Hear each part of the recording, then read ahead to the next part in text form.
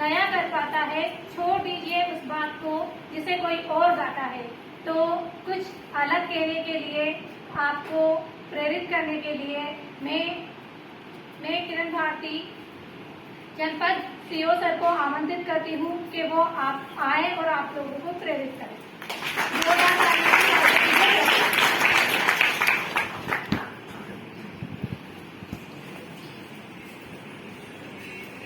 सभी को नमस्कार। सर्वप्रथम सम्मानीय मंच पर आसीन आदरणीय कलेक्टर सर, आदरणीय एसपी सर, सीओ जिला पंचायत सर, एसडीएम सर, प्राचार्य महोदय, मेरे मित्र राजेंद्र जी, सक्सेना जी और भी आए हुए अधिकारीगण, पत्रकार बंधु और प्रिय एस्पिरेंट्स एक वेब सीरीज है जिसका प्रमोशन मैं यहाँ नहीं कर रहा हूँ, लेकिन अगर आप लोगों ने नहीं देखी तो प्लीज देखिए। और जो यहाँ पे फ्लेक्स पे लिखा हुआ है रेड इंक में 4 गोल्डन वर्ड्स यूपीएससी, उस सीरीज की कुछ लाइंस में कॉपीराइट को हटाते हुए यूज कर लेता हूँ। उसका स्टार्टिंग होता है कि ये यूपीएससी है, आसानी से निकलता नहीं। और जो मंच पर विराजमान सभी लोग हैं they can vouch for it. आप सभी के लिए राजेंद्र सर ने अभी एक बहुत इंपॉर्टेंट बात बोली। सबसे पहले मैं वहीं से स्टार्ट करूंगा कि आप सभी बहुत खुशकिस्मत हैं कि आपके सामने जहां आपको पहुंचना है, जहां से आप आज आगाज कर रहे हैं, आपका अंजाम आपके सामने है। इससे बड़ी प्रेरणा आपको कभी मिल नहीं सकती। मैं कहूंगा शायद असंभव ही है, क्योंकि यूपीएससी या सिविल सर्विसेज प्रिपरेशन के लिए जिन स्टेजेस से गुजर के जाना होता है उसमें धैर्य की बहुत आवश्यकता होती है। और धैर्य के साथ साथ मनोबल बढ़ाए रखना, मोटिवेटेड रहना, इसकी बहुत आवश्यकता होती है।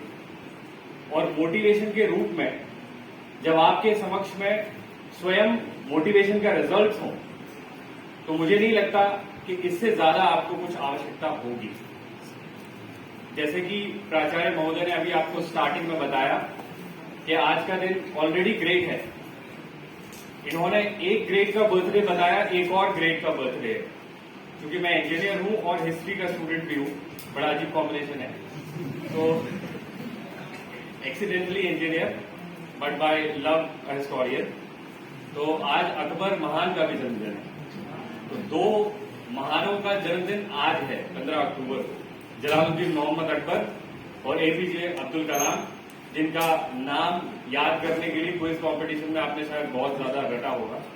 तो ऐसे 2 महान लोगों के नाम हैं आज, और आज की शुरुआत इतने अच्छे तरीके से हो रही है। तो आप लोग एक कुछ चीजें बस याद रखिएगा, ज्यादा टाइम मैं नहीं लूंगा। आई वुड लाइक कि मतलब सर आए और आपको स्वयं मोटिवेट करें। तो इसमें एक चीज याद रखिए, ये एक मैराथन है, स्प्रिंट नहीं है, 100 मीटर की रेस नहीं। प्रीलिम्स है, फिर मेंस है, फिर इंटरव्यू। प्रीलिम्स 50 ओवर का मैच है, क्रिकेट थोड़ा उससे कनेक्ट करूंगा। मेंस टेस्ट मैच है और इंटरव्यू T20 है। ठीक है, इन तीनों स्टेजेस में अलग अलग तरीके की अप्रोच आपको लगेगी। बहुत ज़बरदस्त तरीके का मोटिवेशन आपको ज़रूरत होगी। पेशेंस रखिए और बहुत ज़्यादा मोटिवेटेड रहिए। एक गलती मत कीजिए। Previously I have been a trainer in some institute, वहाँ पे पहली लाइन में ये बोलता था कि getting enrolled into an institute does not certify that you would become IAS officer. उस साइकोलॉजी से प्लीज़ आप लोग आज आए हैं, धैर्यपूर्वक अपनी स्ट्रैटेजी प्लान कीजिए, क्योंकि if you fail to plan then you plan to fail. इत्मीनान रखिए, धैर्य रखिए। जो आज सारे एस्टीम्ड लोग आए हैं, आज जो भी ये बातें कहेंगे, लिखने के साथ साथ अपनी मेमोरी में सेव कर लीजिए। एक रैंडम एक्सेस मेमोरी होती है और एक रीड ओनली मेमोरी होती है। तो रैम में मत रखिएगा, रोम में रखिएगा, हार्ड डिस्क में रखिए तो उसको आप रिपीट टेलीकास्ट में देख सकेंगे। विश्वास मानिए, बहुत ज़रूरत पड़ने वाली है। हिंदी में कहावत है, ओखली में सर दिया तो कुटने से मत डरना। ठीक है। दूसरी एक छोटा सा रिक्वेस्ट कि जो भी ट्रेनर्स आएंगे, जो भी टीचर्स आएंगे, रिस्पेक्ट देम। फिर से कंक्लूड करूंगा, इतिहास से ही कंक्लूड करूंगा। There are several famous people जिनसे हमें इंस्पिरेशन मिलती है। Chanakya is one of them. Chanakya कहिए, विष्णुगुप्त कहिए या कौटिल्य कहिए, अगर समय मिला आके तो मैं आपको ज़रूर उस समय पढ़ाऊँगा। चाणक्य ने मगध में धनानंद के नंद वंश को ख़त्म करके चंद्रगुप्त मौर्य को राजा बनाया था। एक बार जब धनानंद ने उसकी इंसल्ट की तो चाणक्य ने धनानंद के सामने कहा था, धनानंद मुझे भिक्षा की अभिलाषा नहीं है, मैं एक शिक्षक हूँ। सृजन और विनाश दोनों मेरी गोद में खेलते हैं, और आवश्यकता पड़ी तो मुझे पोषित करने वाले दूसरे राजा को मैं किसी भी दिन निर्माण कर दूंगा। और इतिहास गवाह है that Dhanananda was replaced by Chandragupta Maurya, first chakravarti samrat of India. Please respect your teachers. And मैं फिर से रिपीट कर रहा हूँ, आगे जो भी होने वाला है उसको स्टोर कर लेना, क्योंकि बहुत काम आने वाला है भाई। ठीक है, thank you so much. Thank you sir. Swami Vivekananda ji कहते हैं कि एक विचार को अपने जीवन का लक्ष्य बना लो, एक विचार को अपने जीवन का लक्ष्य बना लो, कुविचारों से स्वयं को दूर रखो, कुविचारों से स्वयं को दूर रखो, उस विचार को वृक्ष की तरह सींचो, उस विचार को वृक्ष की तरह सींचो और उसके बारे में सोचो, सफलता फिर आपसे दूर नहीं। इसी के साथ मैं बुलाना चाहूँगा माननीय पूर्व निदेशक दूरदर्शन के रह चुके हैं श्री SK सक्सेना सर।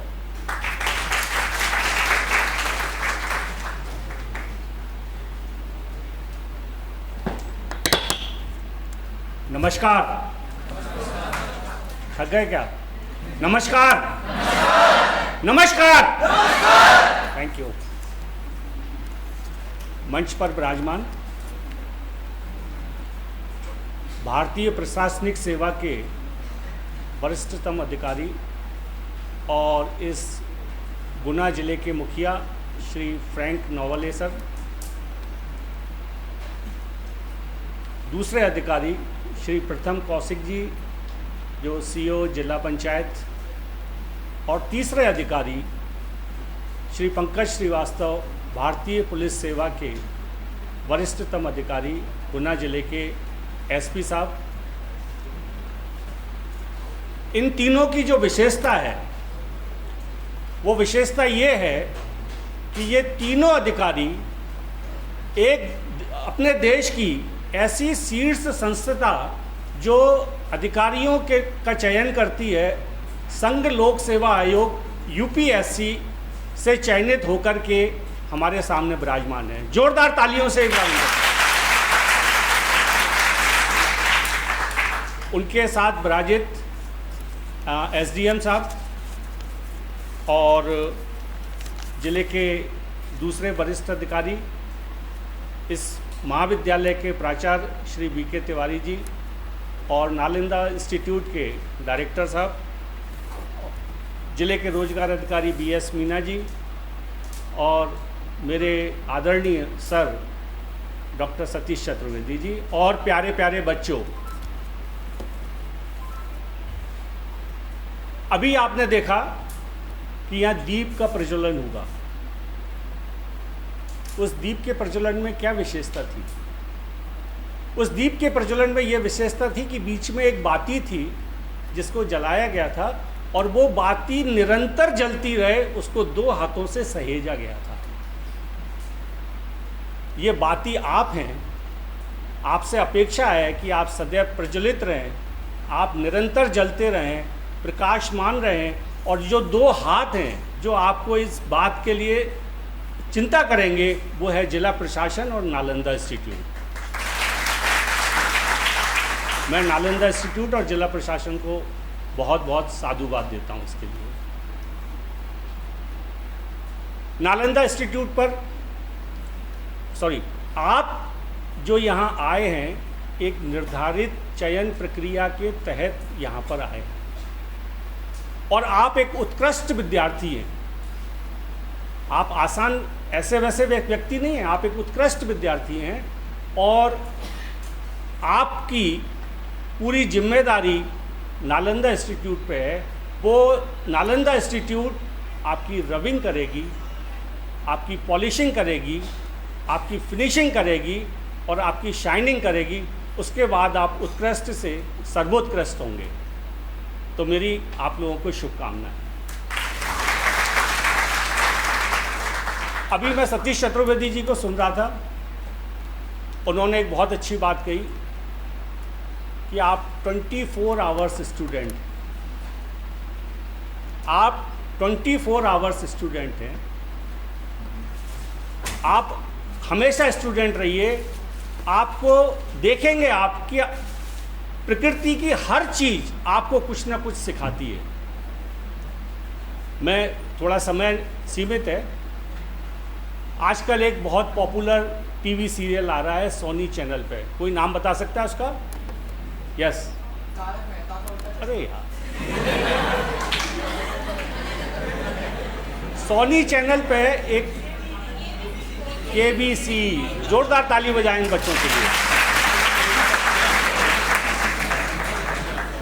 कौन बनेगा करोड़पति,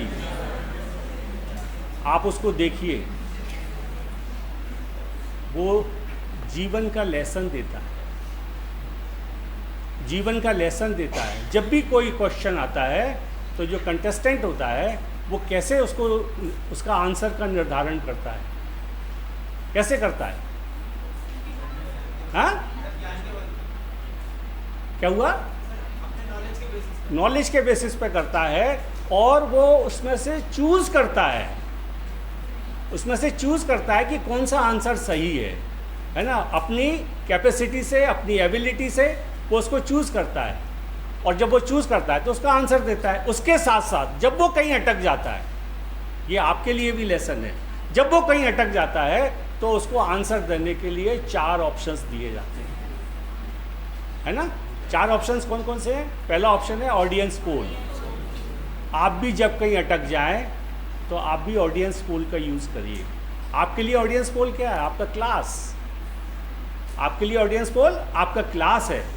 आप जहाँ अटक जाएं वहाँ क्लास में क्वेश्चन रखिए, आपको निश्चित रूप से उसका रिप्लाई मिलेगा। और उसके बाद फिर नेक्स्ट ऑप्शन क्या है? 50-50। आप उस 50-50 का यूज़ करिए। कहीं अटक जाएं तो 50-50 का यूज़ करिए, आपको निश्चित रूप से आंसर मिलेगा। थर्ड क्या है? फोन अ फ्रेंड। अगर कहीं आपको कोई दिक्कत आए तो आप अपने किसी ऐसे दोस्त को जो कि आपको उम्मीद हो कि उससे उत्तर मिल जाएगा, आप उसका उपयोग कीजिए। उसके बाद एक्सपर्ट एडवाइस। एक्सपर्ट एडवाइस, यहाँ पे बहुत सारे एक्सपर्ट आएंगे, है ना? आप जब कहीं अटक जाएं, कोई बात समझ में ना आए तो आप अपने एक्सपर्ट से एडवाइस लीजिए। निश्चित मानिए आपको आपकी समस्या का समाधान मिलेगा। और एक बात और ध्यान रखिए कि KBC में तो एक ऑप्शन को एक बार यूज़ कर सकते हैं, आपके पास वो अनलिमिटेड है, ठीक है ना? ज़्यादा समय ना लेके फिर कभी मौका मिलेगा तो कुछ और बात करेंगे। और कॉलेज प्रशासन को, जिला प्रशासन को पुनः एक बार धन्यवाद देते हुए मैं आप जिस लक्ष्य को लेकर के यहाँ पे आए हैं उसकी निश्चित प्रगति के लिए, सफलता के लिए बहुत बहुत बधाइयाँ देता हूँ, शुभकामनाएं। Thank you very much.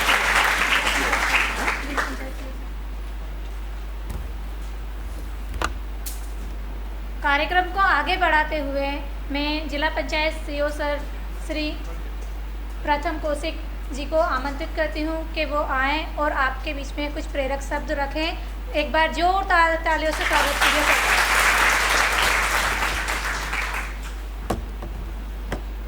Respected Collector Sir, Respected SP Sir, SDM गुना वीरेंद्र, सभी अधिकारीगण, पत्रकार बंधु,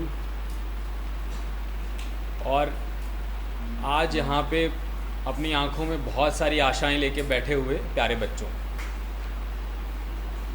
आज आप यहाँ पे बैठे हैं तो इसमें एक अंतर तो आ गया है कि आप यहाँ पे ऑलरेडी एक सिलेक्शन प्रोसेस को क्लियर करके आए हैं, तो ये डेफिनेटली कहा जा सकता है कि आप उन सिंसियर कैंडिडेट्स में से हैं।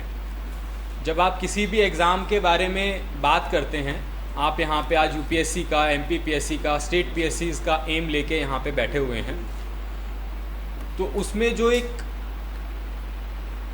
जितने उसके अंदर एप्लीकेंट्स रहते हैं उसको आप बहुत आसानी से 2 भाग में डिवाइड कर सकते हैं। मेरे फादर ये मेरे को शुरू से कहा करते थे कि सबसे आसान जो है वो यूपीएससी है, सबसे आसान है। कैसे सबसे आसान है? यदि आपको एक डॉक्टर बनना है तो आपको 5 साल की पढ़ाई करनी पड़ेगी, उसके बाद आपको एमडी करना पड़ेगा, उसके बाद आपको कहीं इंटर्नशिप्स करनी पड़ेंगी, फिर आपको किसी हॉस्पिटल में काम करना पड़ेगा, जूनियर डॉक्टर की तरह काम करना पड़ेगा, और आपको 10-15 साल का समय लगेगा। आपको इंजीनियर बनना है तो भी लगभग सेम प्रोसेस है, आपको साइंटिस्ट बनना है तो और बड़ा प्रोसेस है। 10 से 15 साल का समय हर करियर में अपने आप को इस्टेब्लिश करने में आपको लगेगा। लेकिन यूपीएससी या स्टेट पीएससीज एक इस तरह का एक आपको जंप स्टार्ट देते हैं, स्प्रिंग पे आपको बिठा देते हैं कि आप 2 से 3 साल की मेहनत में वो अचीव कर लेते हैं जो किसी और फील्ड में आपको अचीव करने में लगभग समतुल्य आने में लगभग 10 से 15 साल का समय लगेगा। तो आपको 3 साल की मेहनत है, 2-3 साल 4 साल मैक्सिमम, तो इतनी मेहनत है, तो आपको ये चीज़ हमेशा ध्यान रखनी है कि ये सबसे आसान रास्ता है जो आपने चुना है। और कैसे आसान है कि अब यूपीएससी की आप बात कर लीजिए, तो यूपीएससी का प्रीलिम्स देने वाले 5 लाख लोग होते हैं, 10 लाख लोग फॉर्म भरते हैं। तो आप सोचो, जहाँ 10 लाख लोग फॉर्म भर रहे हैं, 5 लाख लोग पेपर दे रहे हैं, तो 5 लाख लोग यानी आधा कंपटीशन तो ऐसा है जो पेपर में बैठने की हिम्मत ही नहीं करता, फॉर्म भरने की हिम्मत ही नहीं करता। और फिर उसके बाद जब हम उसमें बात करते हैं, तो आप अभी जब इस प्रिपरेशन में एंटर करेंगे, अपने दोस्तों के साथ बात करेंगे, आसपास का माहौल देखेंगे, आपको रियलाइज़ होगा कि आप खुद ये कहेंगे कि यूपीएससी में अगर 1000 सीटें हैं और प्रीलिम्स क्लियर करने वाले लगभग 10,000 बच्चे हैं, तो जेन्युइन मेहनत करने वाले 50,000 बच्चे।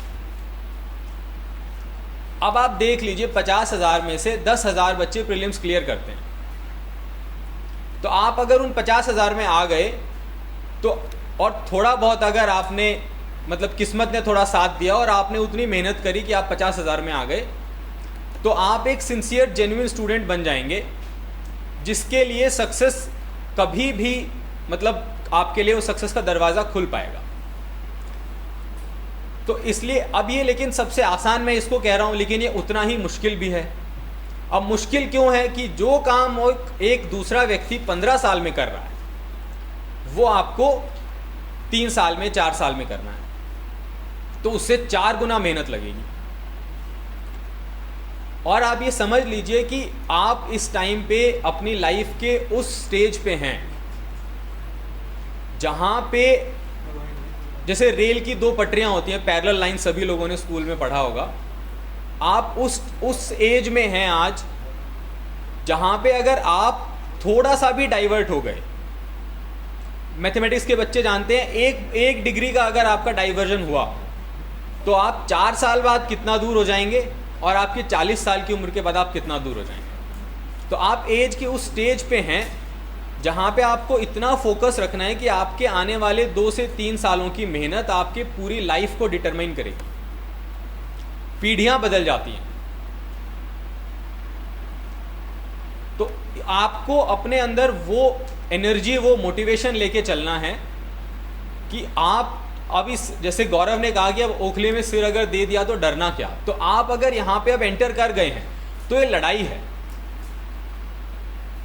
अब आप समझ लीजिए, अभी आप पढ़ाई कर रहे होंगे, एक दिन आपका मन करेगा कि आज मेरा पढ़ने का मन नहीं है, लेकिन अगर आप लड़ाई कर रहे होते तो आप में से अगर 2 लोग लड़ाई कर रहे हैं, आप जैसे हम बात करते हैं कि अगर किसी युद्ध में लड़ाई हो रही है, किसी युद्ध में अगर 2 लोग लड़ाई कर रहे हैं, तो आप जैसे कह देंगे आज पढ़ाई का मन नहीं है, अगर वो ये कहे आज लड़ाई का मन नहीं है, तो क्या होगा उसका? मर जाएगा। तो ये वैसा ही है, ये आपके लिए लड़ाई है और आपको इसको उसी तरह से लड़ना है। आपको इतनी मेहनत करनी है कि आपको दिन और रात में फर्क ना दिखे। आपको सोते जागते, मतलब सभी लोग जो यहाँ पे बैठे हुए हैं अग्री करेंगे कि जब वो एग्ज़ाम लिख रहे थे तो रात में उठा के, पेरेंट्स अभी भी बोलते होंगे कि इतना पढ़ लो, इतना जान जाओ कि रात में उठा के अगर 2 बजे भी कोई पूछ ले कि वो फॉर्मूला क्या है तो वो आप नींद में बता सकें। तो आपको उस लेवल की मेहनत करनी है और आपको गाइड करने के लिए यहाँ पे इतना अच्छा प्लेटफॉर्म कलेक्टर सर की तरफ से मिला है। और जैसा अभी यहाँ बताया गया कि राजेंद्र बता रहे थे यहाँ पे कि आपको, मैं जब तक आईएएस नहीं बना था तब तक मैं किसी आईएएस ऑफिसर से नहीं मिला था, तो मुझे एक डर था कि पता नहीं कैसे होते हैं वो लोग जो आईएएस का एग्ज़ाम क्लियर करते हैं। तो ऐसे होते हैं वो लोग, बेसिकली आपके सामने। तो आपके सामने वो लोग हैं, आपके पास एक्सपोजर है, उसको यूटिलाइज करिए, उस एक्सपीरियंस को यूटिलाइज करिए। देखिए, अगर आप सीखना नहीं चाहेंगे तो कोई कितना भी मेहनत करे आपको सिखा नहीं पाएगा, और अगर आप सीखना चाहेंगे तो एकलव्य भी जो था अर्जुन से तेज धनुर्धर बन गया था।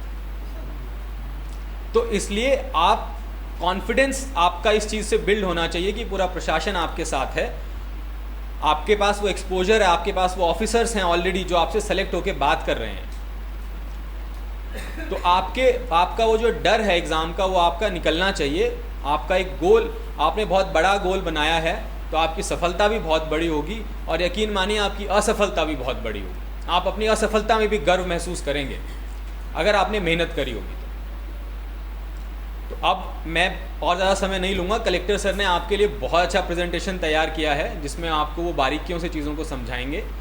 तो जब तक मैं यहाँ पे हूँ मैं लगातार आप लोगों से इंटरेक्ट करता रहूँगा, बाकी सभी ऑफिसर्स भी करते रहेंगे। और आप बहुत मेहनत करिए, बहुत आगे जाइए। और आप लोगों को देख के मुझे अपने पढ़ाई के दिन याद आ रहे हैं। मैं भी ऐसे ही बैठ के, और लोग आते थे और बोलते थे और सुनते थे उनको, और फिर सोचते थे कि ये वहाँ पहुँच गए, हम यहीं हैं। तो इस तरफ आके वाकई में अच्छा लगता है। तो आप बहुत मेहनत करिए, और जब आप लोग सेलेक्ट होंगे तो हमसे ज़्यादा गर्व और किसी को नहीं होगा। आपकी आगे की पढ़ाई के लिए, आपकी एग्ज़ाम्स के लिए, आपके लाइफ के लिए आप सभी को बहुत बहुत शुभकामनाएं। Thank you.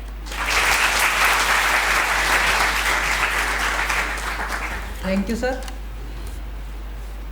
साहस और शौर्य वीरता, साहस शौर्य और वीरता सब तेरे अंदर है।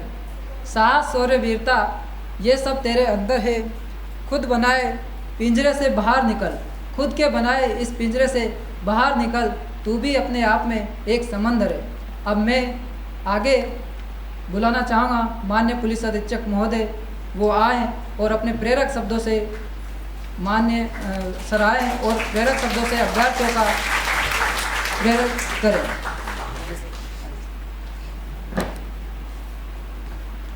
मंचासीन कलेक्टर महोदय, सीओ जिला पंचायत प्रथम कौशिक जी, एसडीएम वीरेंद्र, प्राचार्य तिवारी जी, मीना जी, संस्थान के सभी उपस्थित अधिकारीगण और आज के इस कार्यक्रम में आमंत्रित सभी वक्तागण, संस्थान से जुड़े हुए सभी लोग और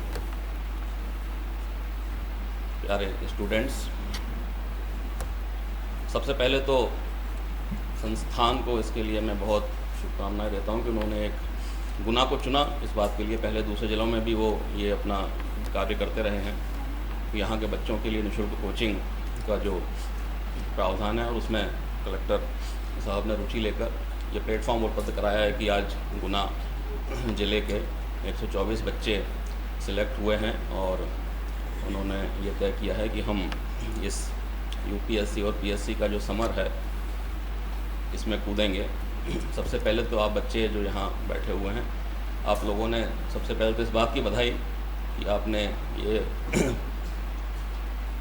प्रण किया कि मुझे इस परीक्षा को क्लियर करना है। और दूसरा, जो प्रारंभिक स्टेज पे जिन बच्चों ने पार्टिसिपेट किया था उनमें से चुनाव करके आप इस स्तर तक पहुँचे हैं कि अब कोचिंग लेंगे। तो जैसे कहते हैं well begun is half done, तो कम से कम एक स्टेज आपने पार कर दी। यूपीएससी और पीएससी जैसा पूर्व वक्ताओं ने भी बताया, इतना लंबा प्रोसेस है कि उसमें अगर आप डायरेक्टली मंजिल के बारे में सोचना शुरू कर देंगे आज से, तो वो हो सकता है कि वो आपको डिमोटिवेटेड करे। इसलिए छोटे छोटे स्टेप्स लें, उससे मोटिवेटेड हों। जैसे मैंने कहा, आपने अपने दिमाग में अगर ये विचार लाया कि मुझे इस एग्ज़ाम की प्रिपरेशन करनी है, तो वो एक सफलता है आपकी। आप जहाँ जितने लोगों ने कम्पीट किया उसमें से चुनकर आए, वो आपकी दूसरी सफलता है। बीच बीच में जब कोचिंग के दौरान बीच बीच में टेस्ट होंगे, उसमें आप अच्छा परफॉर्म करेंगे, वो एक आपकी सफलता है। मंजिल हो सकता है दूर हो, लेकिन जब छोटे छोटे स्टेप्स आप उठाएंगे तभी मंजिल तक पहुंचेंगे। एक चीज़ और मैं कहना चाहूँगा, कई बार ये होता है जब हम लोग अलग अलग बैकग्राउंड से आते हैं। यूपीएससी तो एक ऐसा एग्ज़ाम है जिसको कि कोई भी ग्रेजुएट किसी भी तरह का हो, इंजीनियरिंग ग्रेजुएट हो, कोई मेडिकल ग्रेजुएट हो, आर्ट्स, साइंस, कॉमर्स, किसी भी सब्जेक्ट से किया हो, वो इस एग्ज़ाम में अपीयर हो सकता है। तो डिफरेंट एजुकेशनल बैकग्राउंड के लोग, डिफरेंट सोशल बैकग्राउंड के लोग, डिफरेंट इकोनॉमिक फाइनेंशियल बैकग्राउंड के लोग, अलग अलग शहरों से, छोटे शहरों से, बड़े शहरों से, और इंडिया जैसा आपको पता है कितना वास्ट कंट्री है, वो सब लोग मिलके जब इस कंपटीशन में अपीयर होते हैं, तो निश्चित रूप से कंपटीशन का जो लेवल है वो टफ रहता है। और दूसरी जो मुख्य बात है कि अगर हम अपना मोटिवेशन बनाकर नहीं रखेंगे, तो कई लोग शुरुआत अच्छी करते हैं, लेकिन एक स्प्रिंट की तरह दौड़कर फिर हाफ जाते हैं और वो फिर अपनी मंजिल तक पहुंचने में नाकाम हो जाते हैं। तो सबसे पहले तो ये ध्यान में रखें कि अपने को धीरे धीरे आगे बढ़ना है, और जब धीरे धीरे सही दिशा में आगे बढ़ेंगे तो सफलता निश्चित रूप से मिल जाएगी। वो कोई एक दिन में या एक हफ्ते में, एक महीने में सफलता नहीं मिलती है, लेकिन अगर सही दिशा में हम आगे बढ़ते जाएंगे तो निश्चित रूप से सफलता हमको अवश्य मिलेगी।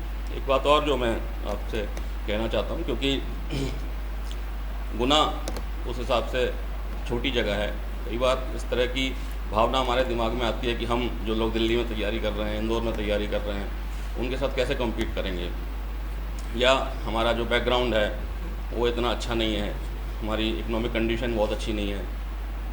हर व्यक्ति का अपना अलग बैकग्राउंड होता है, हर बैकग्राउंड से लोग सेलेक्ट होते हैं। ये देखिएगा, प्रत्येक व्यक्ति को अपना जो परिस्थितियां हैं उसको बेस्ट मानते हुए उनके अंदर से अपना कैसे सर्वश्रेष्ठ निकाल सकते हैं, उस पर फोकस करना चाहिए। एक्सक्यूज़ की तरफ अगर आप गए तो फिर उसी में उलझ के रह जाएंगे, और एक्सक्यूज़ तो हर चीज़ का आप निकाल सकते हैं। इवन कोई बड़े से बड़ा अपराधी होगा तो वो भी अपने अपराध को जस्टिफाई कर सकता है, अगर आप उस तरफ चले जाएंगे कि इस चीज़ का ये कारण था इसलिए ऐसा हुआ।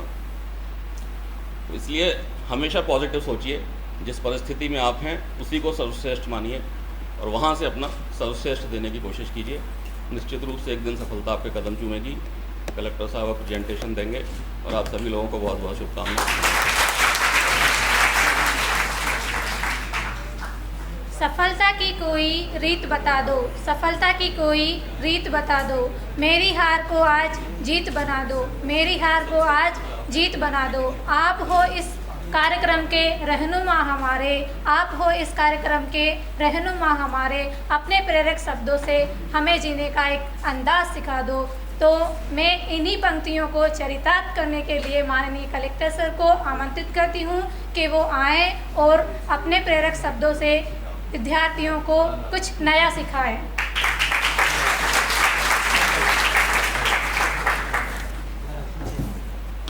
आज के इस कार्यक्रम में उपस्थित पंचायत माननीय एसपी सर, सीओ जिला पंचायत प्रथम कौशिक, संयुक्त संचालक आदर्श परिवार एवं आधुनिक नालंदा रामलिखन मीना जी, प्राचार्य तिवारी जी, एसडीएम साहब, पूर्व निर्देशक दूरदर्शन एसके सक्सेना जी, पूर्व प्रोफेसर सतीश चतुर्वेदी जी, विष्णु श्रीवास्तव जी, हमारे ज़िले से रोजगार अधिकारी, सीओ जनपद एंड हमारी गवर्नमेंट स्टाफ की टीम एवं जितने भी एस्पिरेंट्स यहाँ पर उपस्थित हैं। मैं भाषण शुरू करने के पहले मेरा था कि कोई उद्बोधन ज़्यादा कम करते हुए प्रेजेंटेशन मैंने तैयार किया है। जनरली ये बहुत दिनों के पहले मैंने तैयार किया था। हो सकता है कि थोड़ी चीज़ें आउटडेटेड हो सकती है, बट ये जस्ट एक गाइडलाइन है आपके लिए, जो आप लोग अब ये कोई इशू नहीं, वो तो हो जाए आपको किसका ले। तो ये बेसिकली एक मैंने जो एक्सपीरियंस किया था, जैसे हमने पास किया था एग्ज़ाम, उसके बारे में है। तो जस्ट एक I just run through it. लगभग 20 मिनट लगेगा इस प्रेजेंटेशन को कंप्लीट करने में मुझे। किसी को नींद आ रही है, पानी पीना है, कुछ भी करना है, तो you are free to do it. सोचेगा मत इसमें, ठीक है ना। बाहर जाना है, कुछ है, आपकी क्वेरी से होंगे, लास्ट में मैं आपसे पूछ लूँगा। अगला स्लाइड ले लेना, ठीक है। तो बेसिकली ये एग्ज़ाम, सिविल सर्विस एग्ज़ाम, मैं यूपीएससी के बारे में बात कर रहा हूँ। तो एग्ज़ाम कैसा है, क्या टॉपिक्स रहता है इसमें, ट्रेंड कैसे रहता है, उसके बारे में मैं बेसिक आपको एक अंडरस्टैंडिंग देने के लिए बता रहा हूँ। कोई अभी सब्जेक्ट मैटर में आपको सिखा नहीं रहा हूँ, मैं अंडरस्टैंडिंग देने की कोशिश कर रहा हूँ आपको, जो आप अंडरस्टैंडिंग पर ले लीजिए। नेक्स्ट, ठीक है। एक चीज़ रहता है एग्ज़ाम, यूपीएससी एग्ज़ाम माने आईएएस एग्ज़ाम सभी लोग सोच लेते हैं। यूपीएससी, आवाज़ आ रही है मेरी? हेलो, हाँ। यूपीएससी एग्ज़ाम जो रहता है, यूपीएससी एग्ज़ाम जो पीछे नहीं आ रहा है ना, आवाज़ नहीं आ रही है? नहीं, पीछे नहीं आ रही है। पीछे नहीं आ रही है कि नहीं आ रही है? हेलो, हेलो, हाँ। तो यूपीएससी एग्ज़ाम अगर आप देखेंगे तो बेसिकली सिर्फ आईएएस आईपीएस के लिए नहीं है। देयर आर अराउंड 24 सर्विसेज हैं। आप जब सिविल सर्विसेज एग्ज़ाम लिखते हैं तो 24 आ रहा है भाई? नहीं आ रहा, कम है। कोई और माइक है कुछ? हाँ, आराम से। सर ये बंद हो गया था। हेलो, हाँ बंद हो गया, अब आ रही है। देखिए, सिविल सर्विसेज एग्ज़ाम जो है अराउंड 24 सर्विसेज के लिए आप लोग लिख रहे हैं। तो ये माइंड में ना रखें सिर्फ आईएएस आईपीएस के लिए लिख रहे हैं। तो उसका कैटेगराइजेशन मैंने यहाँ पर रखा है। All India service totally 3 type के होते हैं: Indian administrative service, Indian police service और इंडियन फॉरेस्ट सर्विस। तो जो सिविल सर्विस एग्ज़ाम जो लिख रहे हैं, जो सिविल सर्विस एग्ज़ाम का नोटिफिकेशन आएगा, आप 2 ऑल इंडिया सर्विसेज के लिए, ये 17 सेंट्रल सर्विसेज ग्रुप, जैसे income tax, IRS IT, IRS customs, Indian postal service, Indian audited account service, ऐसे सर्विसेज हैं जो लगभग 17 सर्विसेज हैं। और थोड़े हमारे ग्रुप बी सर्विसेज भी हैं। तो आप लोग जो एग्जाम्स लिख रहे हैं लगभग 24 सर्विसेज हैं जिसको आप लोग एग्जाम लिख रहे हैं। एक ही एग्जाम में आपकी प्रायोरिटी आप लोग जब डाल के दे देंगे, आपकी रैंक के अनुसार आपको मिलेगा। तो ये माइंडसेट से हटा दीजिएगा, सिर्फ IAS IPS एग्जाम के लिए लिख रहे हैं हम लोग, ये माइंडसेट पहले हटा लीजिएगा। Next slide. तो क्या पैटर्न क्या रहता है? 3 पैटर्न जो अभी मेरे पूर्व के वक्ताओं ने बताया था, 3 ही चीज़ें रहती हैं। एक प्रिलिमिनरी रहता है जो मल्टीपल चॉइस क्वेश्चंस रहते हैं, दूसरा रहता है मेंस लिखना रहता है हम लोगों को, और तीसरा रहता है इंटरव्यू। अब उसके बारे में एक एक के बारे में बस थोड़े थोड़े स्लाइड्स हैं जो आपको एक आइडिया दे देगा इस एग्जाम्स के बारे में। Next slide. ओके, ये अभी प्रथम ने बताया था ये डेटा मैंने जानबूझ के विकीपीडिया से उठाया था। देखिएगा, number of candidates applying for prelims 2018 की बात, लास्ट कॉलम आप लोग देख लीजिएगा, नीचे के लास्ट कॉलम देखिएगा। 2018 में लगभग 11 लाख लोगों ने अप्लाई किया था, यानी नोटिफिकेशन आया, 11 लोगों ने अप्लाई कर दिया।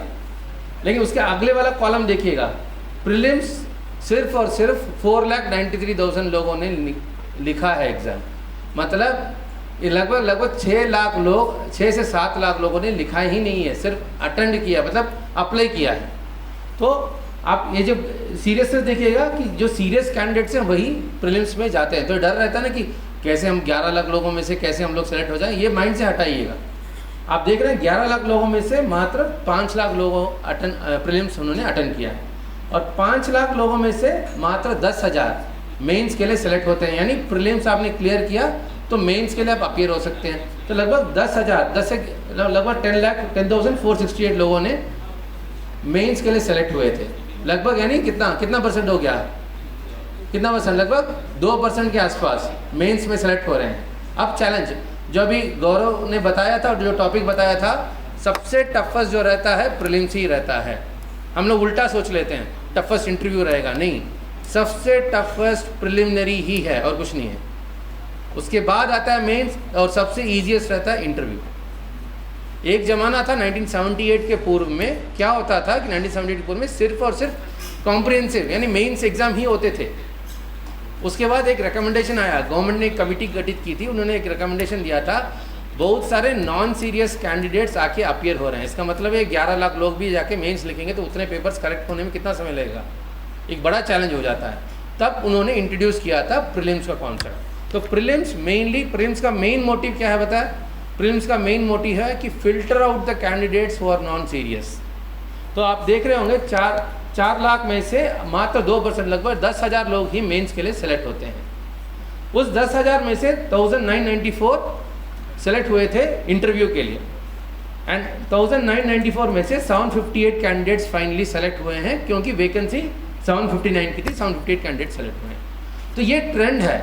तो कैसे कितने लोग अप्लाई करते हैं, क्योंकि सभी लोग हो जाता है कि मैंने अप्लाई कर दिया तो माइंड में सपना आ जाता है कि हम बन गए ऑफिसर बन गए, माइंड में सपना शुरू हो जाता है। वो नहीं होना चाहिए।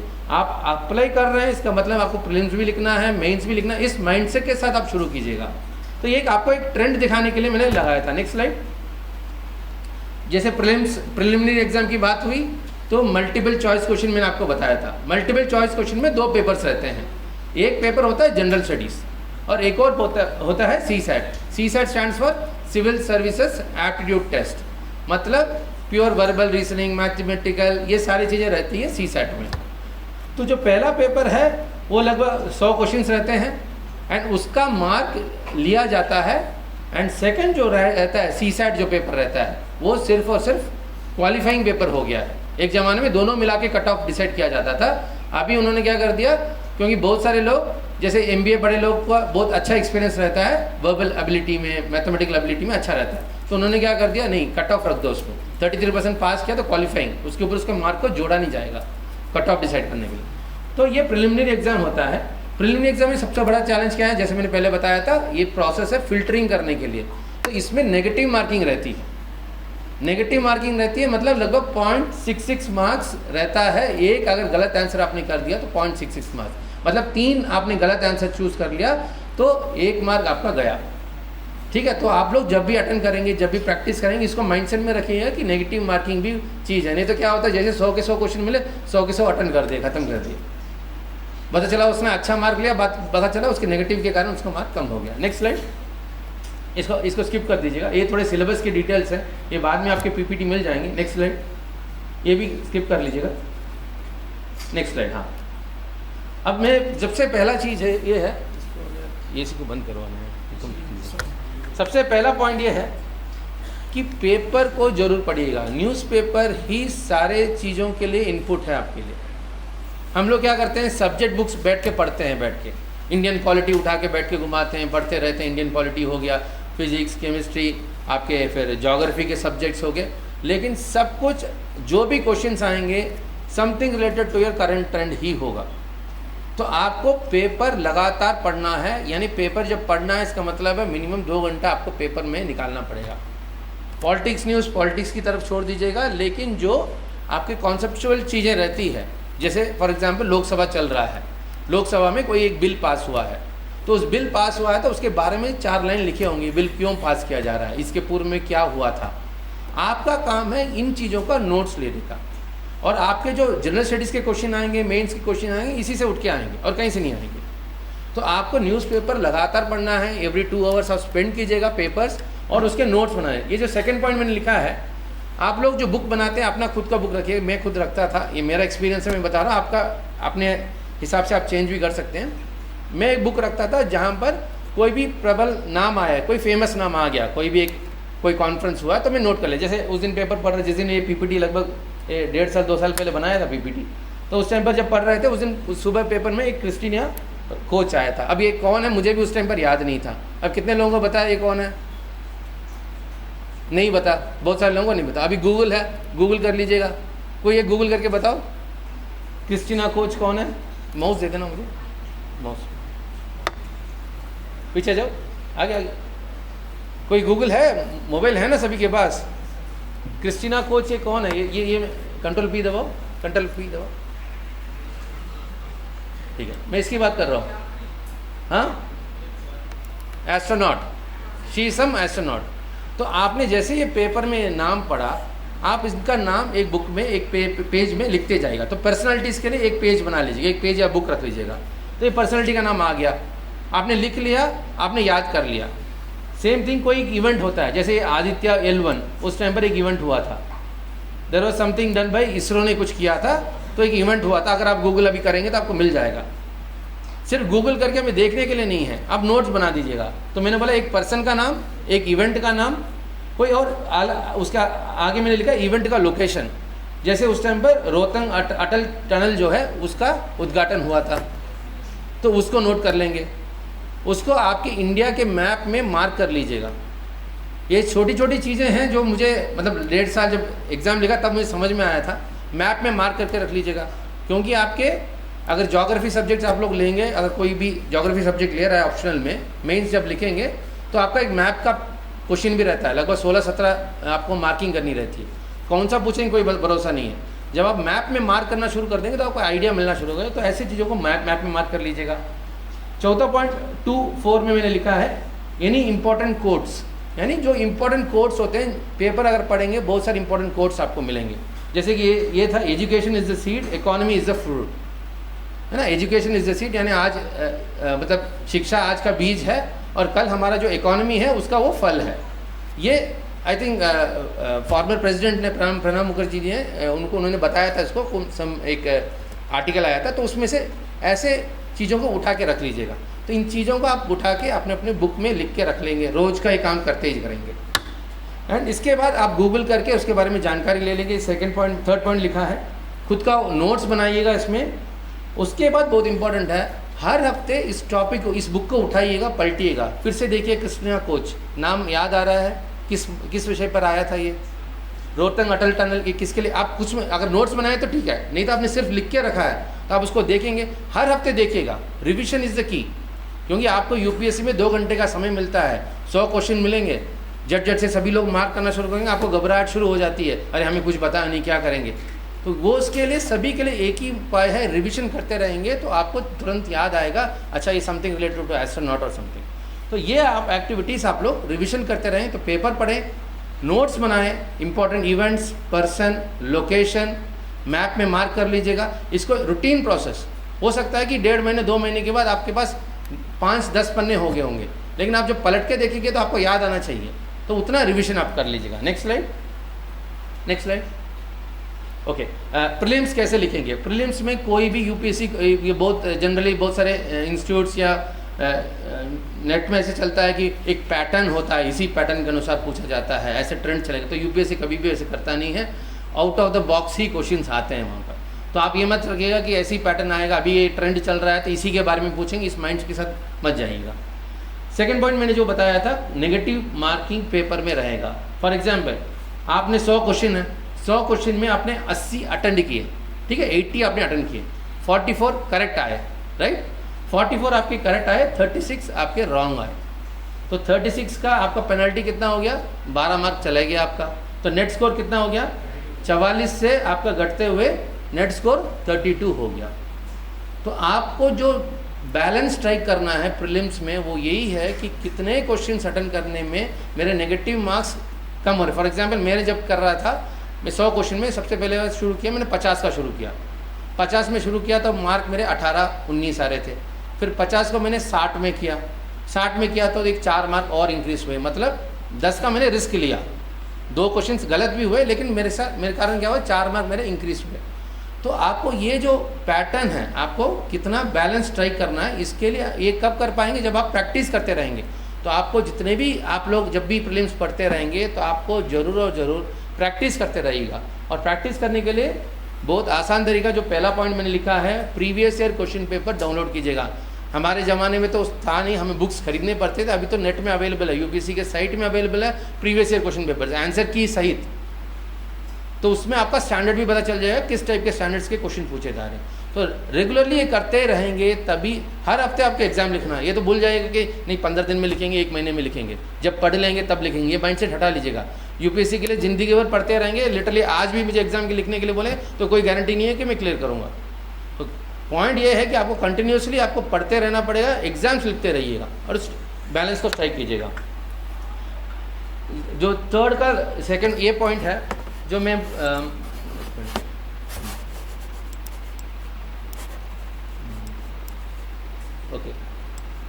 पेपर अटेंड करते वक्त जब आप क्वेश्चन पेपर आपके हाथ में मिलता है तो 3 चीज़ों को देखिएगा। सबसे पहले वो क्वेश्चंस अटेंड की, जनरली ये होता है ना कि टफेस्ट क्वेश्चंस पहले सेलेक्ट करो, अटेंड करो, नहीं, सबसे पहले आप ईजीएस्ट क्वेश्चन, 100 क्वेश्चन में से सबसे जो ईजीएस्ट क्वेश्चन जैसे ही आपने देखा तो इसका आंसर मुझे पता चल गया, तो उसको मार्क करना शुरू कर लीजिएगा। तो जैसे ही आप करेंगे तो आपको कॉन्फिडेंस अंदर बिल्ड होगा। सेकेंड, वो क्वेश्चन अटेंड कीजिएगा जो एलिमिनेशन मेथड पर, यानी 4 ऑप्शंस दिए गए हैं, इसमें से ये 50-50 में दोनों जा सकते हैं, पता चलेगा, या ये गलत हो सकता है, पता चले, ऐसे एलिमिनेशन मेथड में इनको हटाइएगा। पहला और दूसरा स्टेप करने के बाद फिर तीसरे स्टेप में जाइएगा, जिसके बारे में आपको आइडिया ही नहीं है, लेकिन आपको वो होता है ना, गट फीलिंग होता है कि हाँ ये हो सकता है, सही हो सकता है, तो इस 3 स्टेप में जाइएगा। अब 3 स्टेप का मैं एग्जाम्पल अगले स्लाइड में मैं रखा हूँ। डायरेक्ट क्वेश्चन यानी आपने पढ़ा है, उसका आंसर भी आपको पता है, तो वो डायरेक्ट क्वेश्चन कहला गया। आपने पढ़ा है, डायरेक्टली आंसर बता नहीं, लेकिन अनुमानित हो सकता है कि 4 ऑप्शन में से ये 2 ऑप्शन हट जाएं, ए बी सी डी में से ए और डी हट जाएं, बी और सी के बीच में ही आंसर होना चाहिए, ये एलिमिनेशन मेथड है। और तीसरा ऑप्शन है जहाँ पर आइडिया ही नहीं है, जहाँ पर करना है, तो वहाँ पर गट फीलिंग में जाना रहेगा, लेकिन उसमें भी आपको वही बोला ना, बैलेंस ट्राई करना पड़ेगा आपको, राइट। अगला स्लाइड आइएगा। अब ये यूपीएससी का ही पेज है, पेपर है, यूपीएससी का क्वेश्चन पेपर है, मैंने जो स्क्रीनशॉट लिख के डाला है। अब ये क्वेश्चन है, rule of law index is released by which of the following, rule of law index is released by which of the following. इसको यूपीएससी पैटर्न में इसको डायरेक्ट क्वेश्चन बोला जाता है, मतलब सीधे सीधे आपसे एक क्वेश्चन पूछा है, उसका जवाब पॉइंट करके बता दो। अब ये 4 ऑप्शन है, amnesty international, international court of justice, office of UN commissioner for human rights, world justice project, ये 4 ऑप्शन हैं। मैं अभी आपसे पूछूंगा तो सभी एक एक बताएंगे तो भी ये चारों खत्म हो जाएंगे, 4 ऑप्शन में से कोई एक तो आंसर है अभी, ठीक है ना। बट इसका आंसर क्या है, ये डायरेक्ट क्वेश्चन है। रिसेंट ट्रेंड्स में अगर आपने पढ़ा होगा तो इसका डायरेक्ट ट्रेंड है, आपका आंसर बताया है वर्ल्ड, इसका आंसर मैं बता देता हूँ, ये वर्ल्ड जस्टिस रिपोर्ट का एक ये रिपोर्ट रिलीज होता है। तो अगर आप जनरल स्टडीज़ पढ़ते हैं तो उस दिन आपने क्वेश्चन पेपर देखा, उस दिन ये क्वेश्चन आया, तो मतलब आप इजीली डायरेक्टली आप इसको सेलेक्ट करके आगे बढ़ जाते हैं, तो इसको डायरेक्ट क्वेश्चन बोला जाता है, मतलब सीधे सीधे आपको आंसर बता है। अगला स्लाइड जाइएगा, इसको स्किप करो, अगले स्लाइड जाओ, अगले स्लाइड। अब ये लिखा है, देखिए अभी पीछे बैठे लोगों को मैं एक बार पढ़ के सुना देता हूँ। With reference to the provisions made under national food security act, यानी खाद्य सुरक्षा अधिनियम के अंतर्गत इसमें 3 चीज़ें दी गई है, उन्होंने 3 स्टेटमेंट दिया है। 1 स्टेटमेंट, पहला स्टेटमेंट ये दिया गया है, सिर्फ गरीबी रेखा के नीचे रहने वाले लोगों को ही इसमें पात्रता रहती है, ये पहला क्वेश्चन, पहला ऑप्शन है, पहला ऑप्शन नहीं है, पहला स्टेटमेंट है उनका। ये देखिए यूपीएससी का पैटर्न में दिखा रहा हूँ आपको। सेकंड पैटर्न है द एल्डेस्ट वुमन, यानी परिवार में जो सीनियर मोस्ट लेडी है जो 18 साल के ऊपर है वही मुखिया रहेंगे, ये सेकंड ऑप्शन है। और थर्ड ऑप्शन है pregnant women and lactating women are entitled for a take home ration के लिए। अब इसमें इसके बाद देखिएगा, उसके बाद ही एक्चुअल सवाल शुरू, कंट्रोल पी दबाओ, कंट्रोल पी दबाओ, कंट्रोल पी, इसके बाद ही एक्चुअल सवाल शुरू होता है। हम लोग क्या कर देते हैं, इसको पढ़ते हैं सीधे यहाँ पर देखना शुरू कर देते हैं, उसके बाद ही सवाल शुरू है। 1 2 3 ऑप्शन दिया है, 3 स्टेटमेंट दिया है, 3 स्टेटमेंट से वो क्या पूछ रहे हैं, which of the statements given above is are correct. इसमें भी हम लोग गलती करते हैं, क्या करते हैं, प्रैक्टिस नहीं होगा उसमें, उन्होंने यूपीएससी ने सिंपल तरीके से लिखा होगा which of the following statements are false लिखा होगा यहाँ पर, और हम लोग क्या करेंगे, पढ़े 2 लाइन पढ़े तुरंत करेक्ट आंसर को सेलेक्ट कर लिया, और एग्जाम लिख के बाहर आएंगे सोचेंगे हाँ सही हमने लिख दिया। यूपीएससी आपके पेशेंस को टेस्ट करता है, नॉलेज को भी टेस्ट करेगा, लेकिन नॉलेज करेक्टली आप अप्लाई कर रहे हैं कि नहीं कर रहे, तो उसको सेलेक्ट करता है। अब इस एलिमिनेशन मेथड में देखिएगा, अब आपको लग रहा होगा कि ये फॉर एग्जाम्पल पहला स्टेटमेंट मैंने क्या बोला, पहला स्टेटमेंट ये बोला कि सिर्फ गरीबी रेखा के नीचे जीवन व्यापन करने वाले व्यक्ति को ही राशन मिलने की पात्रता है, ये स्टेटमेंट है। तो आप लोग अगर इसको प्रॉपर्ली सोचेंगे या नॉर्मली थिंक भी करेंगे, पढ़ा भी होगा, ये स्टेटमेंट बिल्कुल गलत होगा, ठीक है। तो जैसे ये गलत होगा तो आपको पता है कि 1 is wrong, first statement is wrong. तो इस क्वेश्चन से आपके आंसर से ये भी हट जाएगा, ये भी हट जाएगा, आपके सामने 2 ही ऑप्शन हैं, 2 और 3, मतलब इन दोनों में से कोई एक ही करेक्ट है, इसका मतलब है, इसको बोलते हैं एलिमिनेशन मेथड, ठीक है। तो आपको नॉलेज ये नहीं है कि आप पढ़े वही क्वेश्चन पूछा और उसका डायरेक्ट आंसर आपको पता चला, आपको यूपीएससी नहीं बोलता find out the correct answer, आप give me the correct answer, आपको फाइंड आउट करना है तो इसमें हटाना पड़ेगा आपको, इसको एलिमिनेशन मेथड बोलते हैं। अब मैं आंसर कौन सा है वो राइट साइड में मैंने लिखा है, उसका एक मैंने स्क्रीनशॉट लेके डाल दिया है, लेकिन आप देख लेंगे एलिमिनेशन मेथड से भी आप अपने आंसर पर अराइव कर सकते हैं। तो हम लोग क्या होता है कि यूपीएससी एग्जाम जब लिखते हैं घबरा जाते हैं, अरे 2 ही क्वेश्चन बताया 100 में से क्या करूँगा मैं, वहीं से डिप्रेशन में चला जाता है। और पास वाला व्यक्ति एकदम सारे पेज में मार्क कर रहा हो, उसको लगता है अरे इसको सब कुछ आता है, पता चला वो ऐसे ही मार्क करके भाग रहा है। ये वाला माइंड मेंटालिटी हटाइएगा, आपको अपने क्वेश्चन पेपर को कॉन्सेंट्रेट कीजिएगा एंड ये एलिमिनेशन मेथड का भी यूज़ कर सकते हैं प्रीलिम्स में, ठीक है ना। नेक्स्ट स्लाइड, अगला कर लो। ये भी एलिमिनेशन मेथड है, ये डिफरेंट एलिमिनेशन मेथड है। ये डिफरेंट एलिमिनेशन मेथड इसलिए बता रहा हूँ, क्वेश्चन को पढ़ के आपको एक आइडिया मिल जाएगा कि कौन कौन से आंसर्स हम एलिमिनेट ही कर सकते हैं, ठीक है। फॉर एग्जाम्पल क्वेश्चन है, India enacted the geographical indications of goods, यानी जो आपके गुड्स रहते हैं उनको परिवहन करने पर इन्होंने कोई एक्ट पास किया था, लेकिन किसके ऑब्लिगेशन, यानी किसी एक संस्था के डायरेक्शंस के ऑब्लिगेट करने के लिए हमने किया था। ये कौन सी संस्था थी। अब हमको क्या करना है, सीधे सीधे आंसर बतानी, ये लिटरली मुझे भी बतानी इसका आंसर। तो हमारे पास क्या है, हाँ डी आपका आंसर बता तो वेल एंड गुड। अब जिनको आंसर बता नहीं, बहुत सारे लोग यहाँ पर होंगे जिनका आंसर बता नहीं होगा, वो घबराए हुए बैठे होंगे कैसे हमें आंसर बतानी एकदम। तो पॉइंट ये है, इसमें आपको क्या करना है, ILO stands for international labour organisation, ठीक है। IMF stands for internationally monetary fund, UNCTAD united nations, हाँ उसके बाद conference on trade and development, ठीक है ना, ये हो गया। WTO stands for world trade organisation. तो अभी आपको लग रहा होगा कि इंटरनेशनल मॉनेटरी फंड का, देखिए अगेन ये जो मैंने 3 कैटेगरी बोला था एग्जाम अटेंड करते, पहला जो सबसे डायरेक्टली आपका आंसर बताया उसको आपने डायरेक्टली सेलेक्ट किया, सेकंड एलिमिनेशन मेथड में कर दिया। ये तीसरी कैटेगरी वाला बता रहा हूँ जहाँ पर आपको आइडिया ही नहीं है, लेकिन क्वेश्चन को बेस करके आप लोग लेके आने की कोशिश कर रहे हैं। तो आप इसमें क्या कर सकते हैं, आप इसमें IMF नहीं रहेगा, इसको हटा दीजिएगा। लेबर का चांस है इंटरनेशनल, हम पॉसिबिलिटी में जा रहे हैं, हम करेक्ट आंसर नहीं बता रहा हूँ मैं, पॉसिबिलिटी में जा रहे हैं, तो ये भी हटा दिया। तो आपके सामने सिर्फ 2 ऑप्शंस रहेंगे जिस पर आपको डिसाइड करना रहेगा। तो अगेन इसमें रिस्क कितना लेना है नहीं लेना है ये तभी हो पाएगा जब आप कंटिन्यूसली प्रीलिम्स को प्रैक्टिस करते रहेंगे, तो इसको जरूर करिएगा। आगे अब सीधे मेंस एग्जाम पर आते हैं, मेंस पर आ जाएगा। मेंस पर लगभग ये कितने 8 पेपर हैं, 8, हाँ 7 + 2 पेपर्स आपके हो जाएंगे। 2 क्वालिफाइंग पेपर होते हैं, एक इंडियन लैंग्वेज पेपर लेना रहता है। इंडियन लैंग्वेज पेपर में 22 लैंग्वेजेस में से किसी भी लैंग्वेज पेपर क्वालिफाइंग एग्जाम रहता है, और एक इंग्लिश का पेपर रहता है। ये दोनों क्वालिफाइंग पेपर्स हैं। बहुत सारे मेरे बैचमेट्स आज के डेट में हैं जो प्रीवियस एग्जाम जब अटेंड किया था उन्होंने क्वालिफाइंग पेपर को बहुत लाइटली ले लिया था। उन्होंने अपने मदर टंग के लैंग्वेज को ही सेलेक्ट किया था, लेकिन लाइटली ले लिया था और क्वालिफाइंग पेपर क्या अटेंड नहीं कर पाए, मतलब क्लियर नहीं कर पाए। मेंस में क्या होता है, अगर क्वालिफाइंग पेपर आप क्लियर नहीं करते हैं तो आपके जो बाकी जो पेपर 1 से लेकर 7 जो है उसका एवेल्युएशन ही होता है। ये बहुत इंपॉर्टेंट चीज़ है। हमने बाकी सारे पेपर्स में बहुत मेहनत लगा दी होगी, लेकिन इस दोनों में पेपर A और B में थोड़ी बहुत हमें मेहनत करनी थी।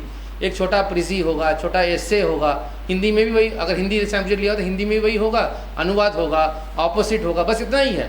लेकिन कभी कभी हम लोग क्या कर लेते हैं, लाइटली ले लेते हैं इस चीज़ को कि क्या है क्वालिफाइंग पेपर था जाके अटेंड कर लेंगे, पता चला क्वालिफाइंग नहीं किया तो पूरी मेहनत आपकी बेकार हो जाएगी। तो आपको प्रॉपरली क्वालिफाइंग पेपर्स को कॉन्सेंट्रेट कीजिएगा, थोड़ा टाइम दीजिएगा, थोड़ा मतलब उसको सम्मान दीजिएगा। वो भी एक पेपर है, यूपीएससी ने रखा है, इसका मतलब है आपको टेस्ट कर ही रहा है, ठीक है ना। तो इसको जरूर कीजिएगा।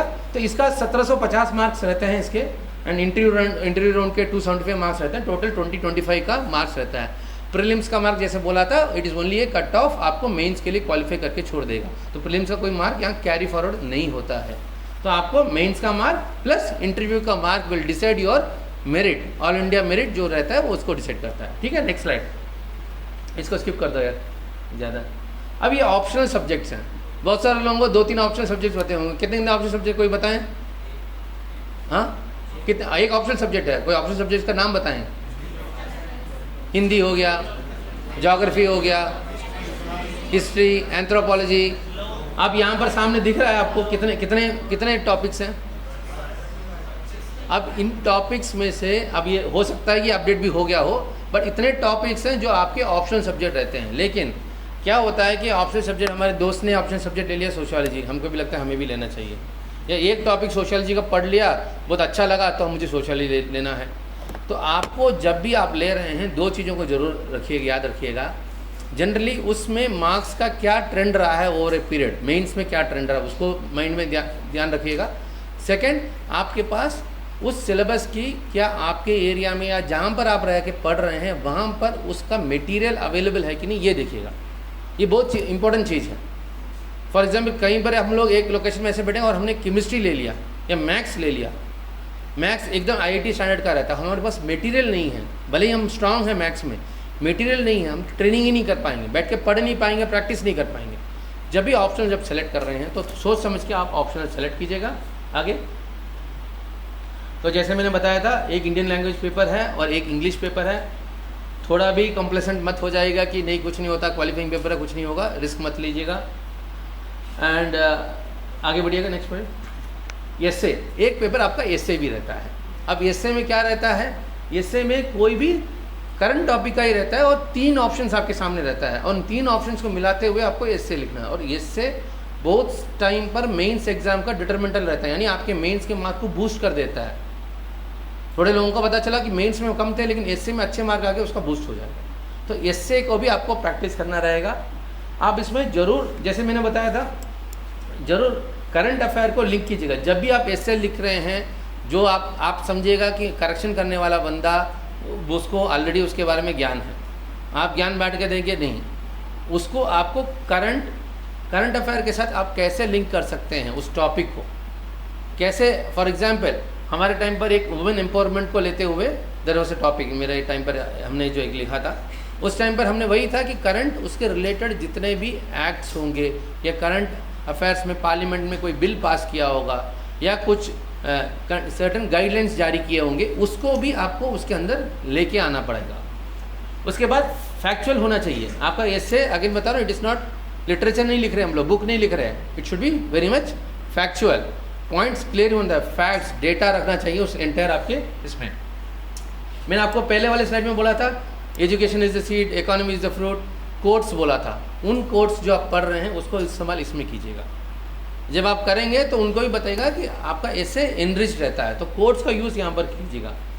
कोई भी फ्लो चार्ट मत डाल दीजिएगा, एस्से में कोई भी फ्लो चार्ट मत डालिएगा। थोड़े लोग गलती कर देते हैं, थोड़े इंजीनियरिंग स्टूडेंट्स जो रहते हैं जनरली क्या करते हैं, फ्लो चार्ट डाल देते हैं, यहाँ से ये हुआ, यहाँ से ये हुआ, ख़त्म कर दिया, 2 पन्ने में एस्से ख़त्म कर। नहीं, एस्से इट इज़ एक्सपेक्टेड कि आप उसको प्रॉपरली लिखें उसको, ठीक है ना। जो सेकंड पॉइंट था फॉर्म स्केलेटन, ये जो स्केलेटन की बात कर रहा हूँ, जब भी आप भी कोई भी आप आंसर लिखते हैं, be it be mains be it be essay, theoretical लिखते हैं, स्केलेटन का मतलब ये है उस एंटायर चीज़ का एक अंडरस्टैंडिंग होना चाहिए, एक इंट्रोडक्शन होना चाहिए, एक बॉडी होनी चाहिए, उस बॉडी के बाद एक कंक्लूजन होना चाहिए।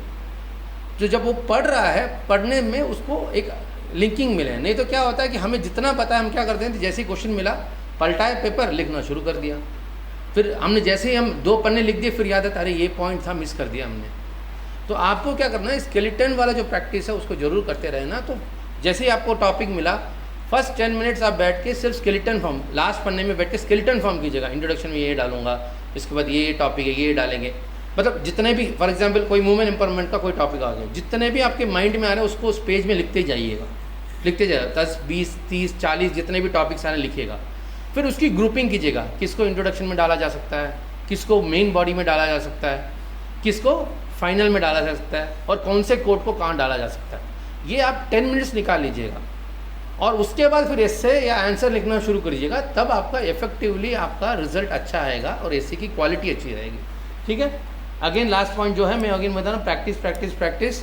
और इसका एवेल्यूएशन आपके सीनियर्स, आपके जो अच्छे पॉजिटिवली सोचने वाले लोग हैं उनसे ज़रूर बात करके इसको करिएगा। आगे अभी जनरल स्टडीज़ का बहुत सिंपल है, मैं एक चीज़ आपको हाईलाइट करना चाह रहा हूँ। ये राइट साइड में जो है वो यूपीएससी का क्वेश्चन पेपर का स्क्रीनशॉट है। क्वेश्चन को सही तरीके से पढ़ते हैं, हम लोग गलती कर देते हैं, सही तरीके से पढ़ते नहीं हैं। मैंने यहाँ पर जो रेड में मार्क किया है ना, पहले क्वेश्चन में लिखा है empowering women is the key to control population growth. हम बस उतना पढ़ते हैं और सीधे आंसर लिखना शुरू कर देते हैं, लेकिन उसके बाद क्या लिखा है वही क्वेश्चन है। क्वेश्चन को सही तरीके बोलते हैं ना, रीड बिटवीन द लाइंस, ये बोलते हैं वही है, क्वेश्चन वहीं पर है। टॉपिक ये है, वो क्वेश्चन है। अगला वाला देखिएगा, नीचे वाला फॉर एग्जाम्पल ये many voices had strengthened and enriched the nationalist movement during the Gandhian phase. ठीक है, यहाँ तक लिखा, पढ़ा हमने, तुरंत आंसर लिखना शुरू किया। क्वेश्चन क्या है? एलॉबरेट, उस टॉपिक के बारे में एलॉबरेट कीजिएगा। उसके बाद नीचे अगला 12वां नंबर क्वेश्चन दिख, आप पीछे वालों को दिख रहे हैं तो पढ़ के सुना रहा हूँ।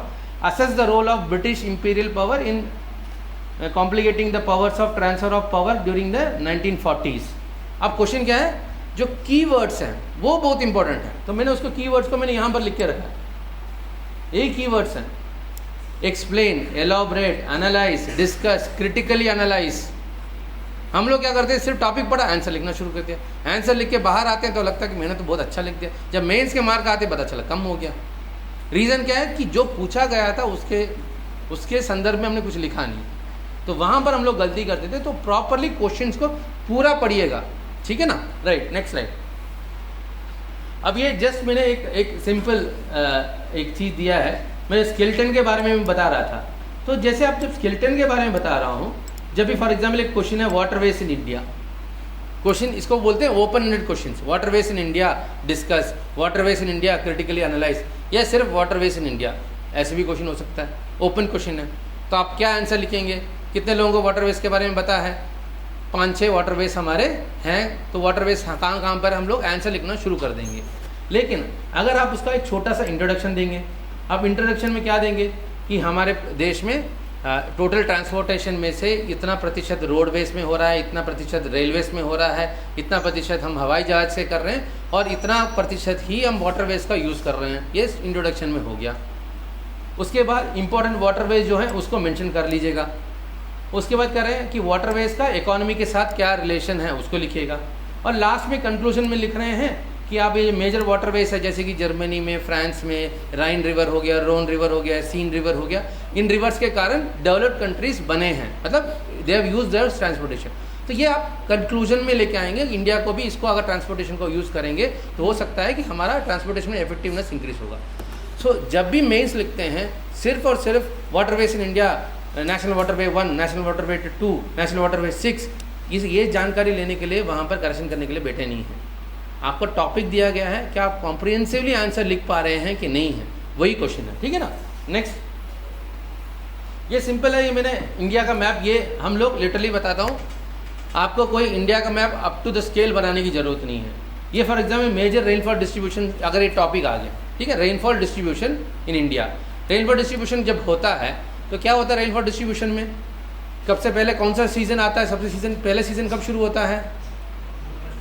जून में शुरू होता है। सबसे पहले पानी कहाँ पर आता है? केरला में आता है। उसको क्या, कौन सा शावर्स बोलते हैं?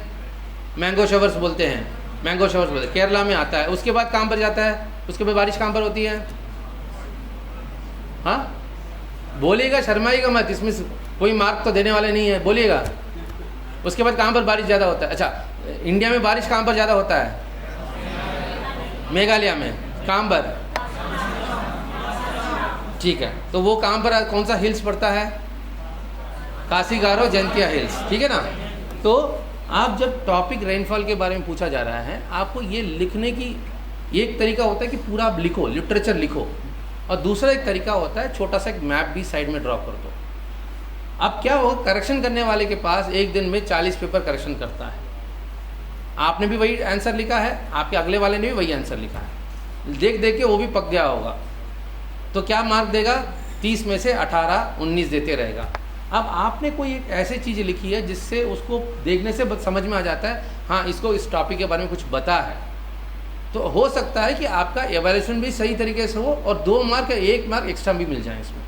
फॉर एग्जाम्पल सिंपल है, मैंने इसमें क्या कर दिया, वेस्टर्न घाट्स को मार्क कर दिया। इसमें ये मेजर रेनफॉल है, ये साउथ वेस्ट मानसून आते हैं, फिर यहाँ पर मैंने काशी गारो जयंतिया हिल्स डाल दिए हैं, तो बे ऑफ बंगाल की खाड़ी से जाता है और ये साउथ वेस्ट मानसून, यहाँ पर बारिश होता है। ये तो आप सिंपल एक मैप डाल के भी आप उसको डाल सकते हैं, प्लस 4 लाइन लिख लीजिएगा, तो क्या होगा, ये आपके लिए सपोर्टिंग रहता है। इट विल इम्प्रूव योर, इसको बोलते हैं एनरिच योर आंसर्स, ठीक है ना? बहुत मैं फॉर एग्जाम्पल मेरा पर्सनल एक्सपीरियंस में बताता हूँ, ज्योग्राफी जब मेरा प्रीलिम्स क्लियर होता तभी हमारे टाइम पर जो ऑप्शंस थे, मैंने पबैड और ज्योग्राफी लिया था, और दोनों ऑप्शनल्स मैंने जून में ही पढ़ना शुरू किया था और अक्टूबर में मेरा एग्ज़ाम था। तो तभी मैंने शुरू किया था। तब जब मैंने ज्योग्राफी पढ़ना शुरू किया था तब मेरे स्टाफ ने मुझे यही सिखाया था, मेरे जो सीनियर थे उन्होंने यही सिखाया था, ये वाला पैटर्न यूज़ करना शुरू करो। मतलब हमने जिस पैटर्न को यूज़ किया और इतना इफेक्टिव रहा कि हम लोगों को इसमें बहुत अच्छे मार्क्स मिले थे। अभी जो विंड कलेक्टर है सतीश है, मेरा बैचमेट है, वो स्टेट कंट्री में टॉप था, 284 मार्क्स था और मेरा 283 था, जबकि मेरा 2.5 महीने में हमने एफर्ट डाला था। क्या था, आप आंसर्स कैसे लिख रहे हैं वो बहुत इंपॉर्टेंट है। सभी को नॉलेज है, मानसून के बारे में सभी को नॉलेज है, कब बारिश होती है, कहाँ बारिश होती है, कितनी mm बारिश होती है, सबको नॉलेज है। IMD का साइट उठा लो, सारी जानकारी मिल जाएगी। लेकिन उस 3 घंटे के अंदर उस क्वेश्चन के लिए जो 10 मिनट या 5 मिनट है उसके अंदर कितना लिख रहे हैं वो बहुत इंपॉर्टेंट करता है। ठीक है ना, तो आप लोग प्रॉपर्ली स्केलेटन बना के आंसर लिखिएगा। Next slide. ठीक है, एक मिनट, ठीक है, बस इतना ही। आगे वाली स्लाइड ले लो।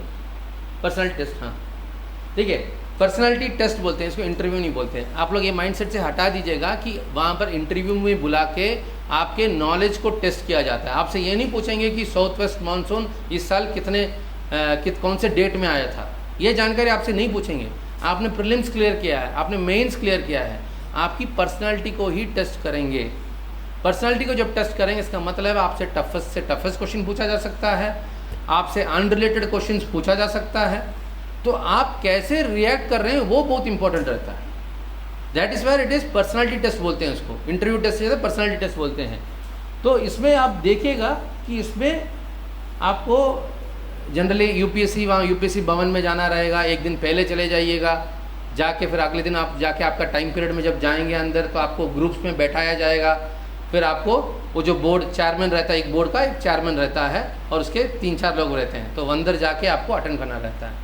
तो ये जो प्रोसेस रहता है इंटरव्यू के लिए भी आपको प्रैक्टिस करना रहेगा। जब आप लोग यहाँ पर जैसे ही आप लोग क्लियर करते जाएंगे एग्जाम्स, तो हम लोग भी यहाँ पर पैनल्स बनाते जाएंगे, तो वो फियर फैक्टर बहुत रहता है, क्योंकि नया कमरा, एकदम लाइट्स हैं अंदर कमरे में और एकदम बड़े बड़े लोग बैठे हैं, तो आपको अंदर डर बैठ जाता है, अंदर कैसे जाएंगे, क्या बोलेंगे, कैसे रहेगा, उसी में हमारा आधा ये चला जाता है। दूसरा हम लोग गलती क्या करते हैं, जो बाहर आया, यार तुझसे क्या क्वेश्चन पूछा बताओ, तुमसे ये पूछा, तो माइंडसेट में क्या हो जाता है, अच्छा यही क्वेश्चन पूछने वाले हैं, अच्छा अंदर जाके बैठा, पता चला वो टॉपिक ही नहीं पूछा। तो इंटरव्यू में आपकी पर्सनालिटी को टेस्ट किया जाएगा। तो आपका ज्योग्राफी सब्जेक्ट है, हम अंदर माइंडसेट के साथ जा रहे हैं, मेरी ज्योग्राफी में टॉपिक में पूछेंगे, पता चला फिजिक्स पूछने लग गया, अनरिलेटेड है आपको, लेकिन जवाब देना पड़ेगा। अब जवाब देने की बात हो रही है तो आपको पता है तो जवाब दीजिएगा, नहीं पता है there is nothing wrong in saying to them sorry sir इस टॉपिक के बारे में मुझे जानकारी नहीं है या इसको मैं रिकलेक्ट नहीं कर पा रहा हूँ। क्यों, वहाँ पर जितने भी लोग बैठे हैं 30-35 साल एक्सपीरियंस वाले लोग वहाँ पर बैठे हैं। ऐसे नहीं कि वो नॉर्मली 1-2 साल नौकरी करके वहाँ जाके बैठ गए, 30-35 ईयर्स एक्सपीरियंस। 2 मिनट में पता चल जाएगा कि आप सच्चाई बोल रहे हैं कि आप झूठ बोल रहे हैं, 2 मिनट में।